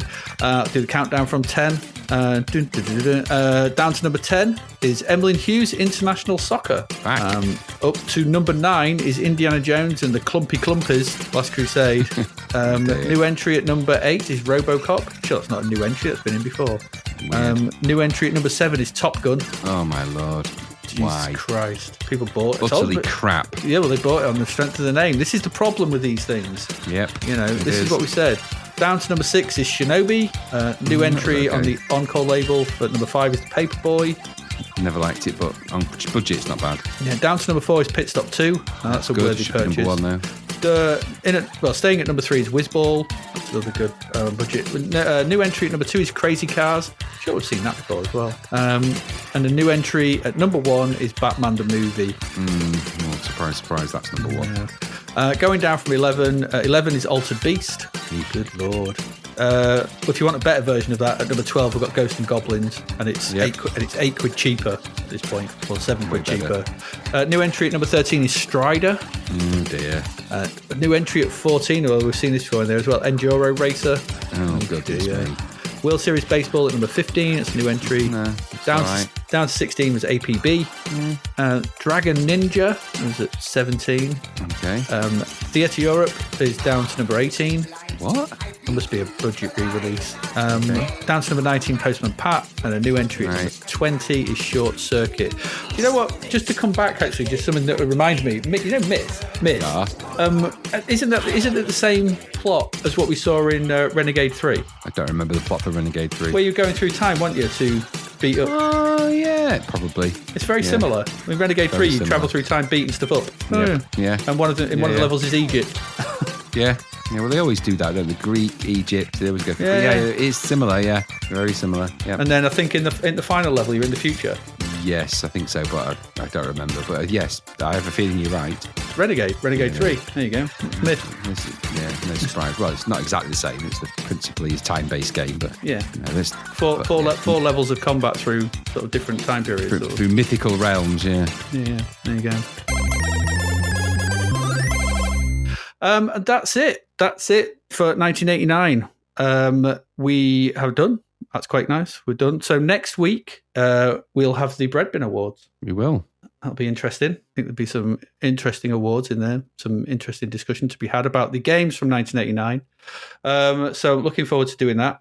And we'll also, like you said, we'll see what we said about 1989, and that'll be quite interesting. What we were looking forward to, and we'll have a look forward to see. I'm not going to do what we've got coming up in the next issue, because obviously we can do that next week. But yeah, so 1990 beckons, a new decade. It does. A new dawning. It does. I should share my thoughts on 1989 when we do the bread bins. I'm mercifully glad to see the back of it, actually, because there's been some utter shite in that year, and sure occasional glimmer. So, but you know what? 1990, we know there's going to be a lot less. But we'll discuss that when we do the bread bins, maybe. But at least it's we've finally got there, and it's taken quite a few episodes to get through. There's been a lot to get through in that. Yeah, I mean, we've done 4.5 years now, but I think we'll save our thoughts on what it's been like, just to sort of cover the latter half of the 1980s for next week. So I think that'd be quite an interesting chat and discussion, and we'll see how we feel. But yeah, so that's next week.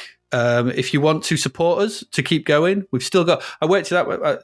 Zap goes up to November 92. Okay, so we've still got nearly 3 years worth of mags to go through yet. Hey.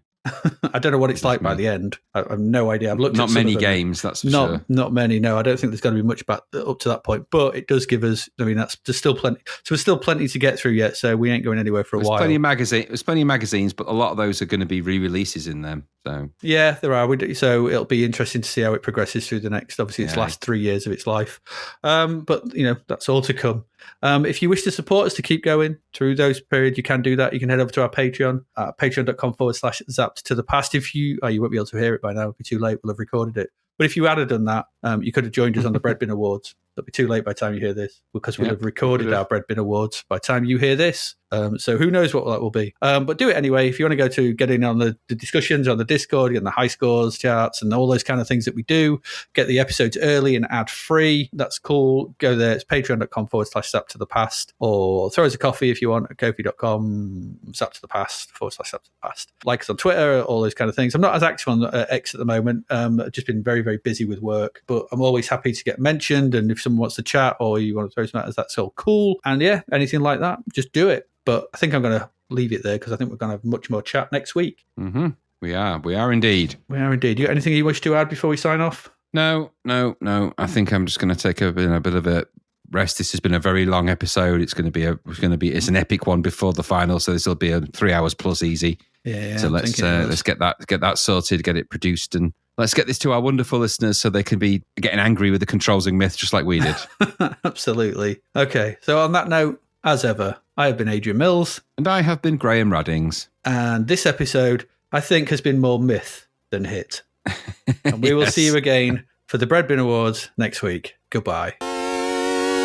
Thank you for listening to the Zapped to the Past podcast. We hope you enjoyed our deep dive into the world of Commodore 64 games, as well as the music, films and TV from around the 1980s, driven, of course, by the issue of Zap 64 magazine published at that time. We will return with a whole new batch of games and stuff to talk about next week. Until then, if you want to listen to or download previous episodes of Zapped to the Past, and why wouldn't you, they can all be found on our website at zappedtothepast.com, as well as being available on Podbean, Apple Podcasts, Google Podcasts, Spotify, Deezer, Audible, Player FM, and, well, pretty much anywhere where we can upload them. By the way, we do always love to hear from our amazing listeners, so if you'd like to contact us about anything in the podcast or beyond, you can do so by emailing us at zappedtothepast@gmail.com. We're also active on Twitter under @ZapTothe, as well as Facebook, Instagram, and most social media platforms. Just search for Zapped to the Past and you'll find us. Oh, and if you like the podcast and what we're doing, please do like, share, review, rate us. It really helps. Something, apparently. The Zapped to the Past podcast is written and produced by Adrian Mills and Graham Raddings, and recorded at Flaky Bits 2.0 Studio. All opinions expressed are those of the writers, and while we indeed love Zap 64 magazine, the Zapped to the Past podcast is not affiliated with it in any way. Stay safe, see you next time, and remember, we play these games so you don't have to.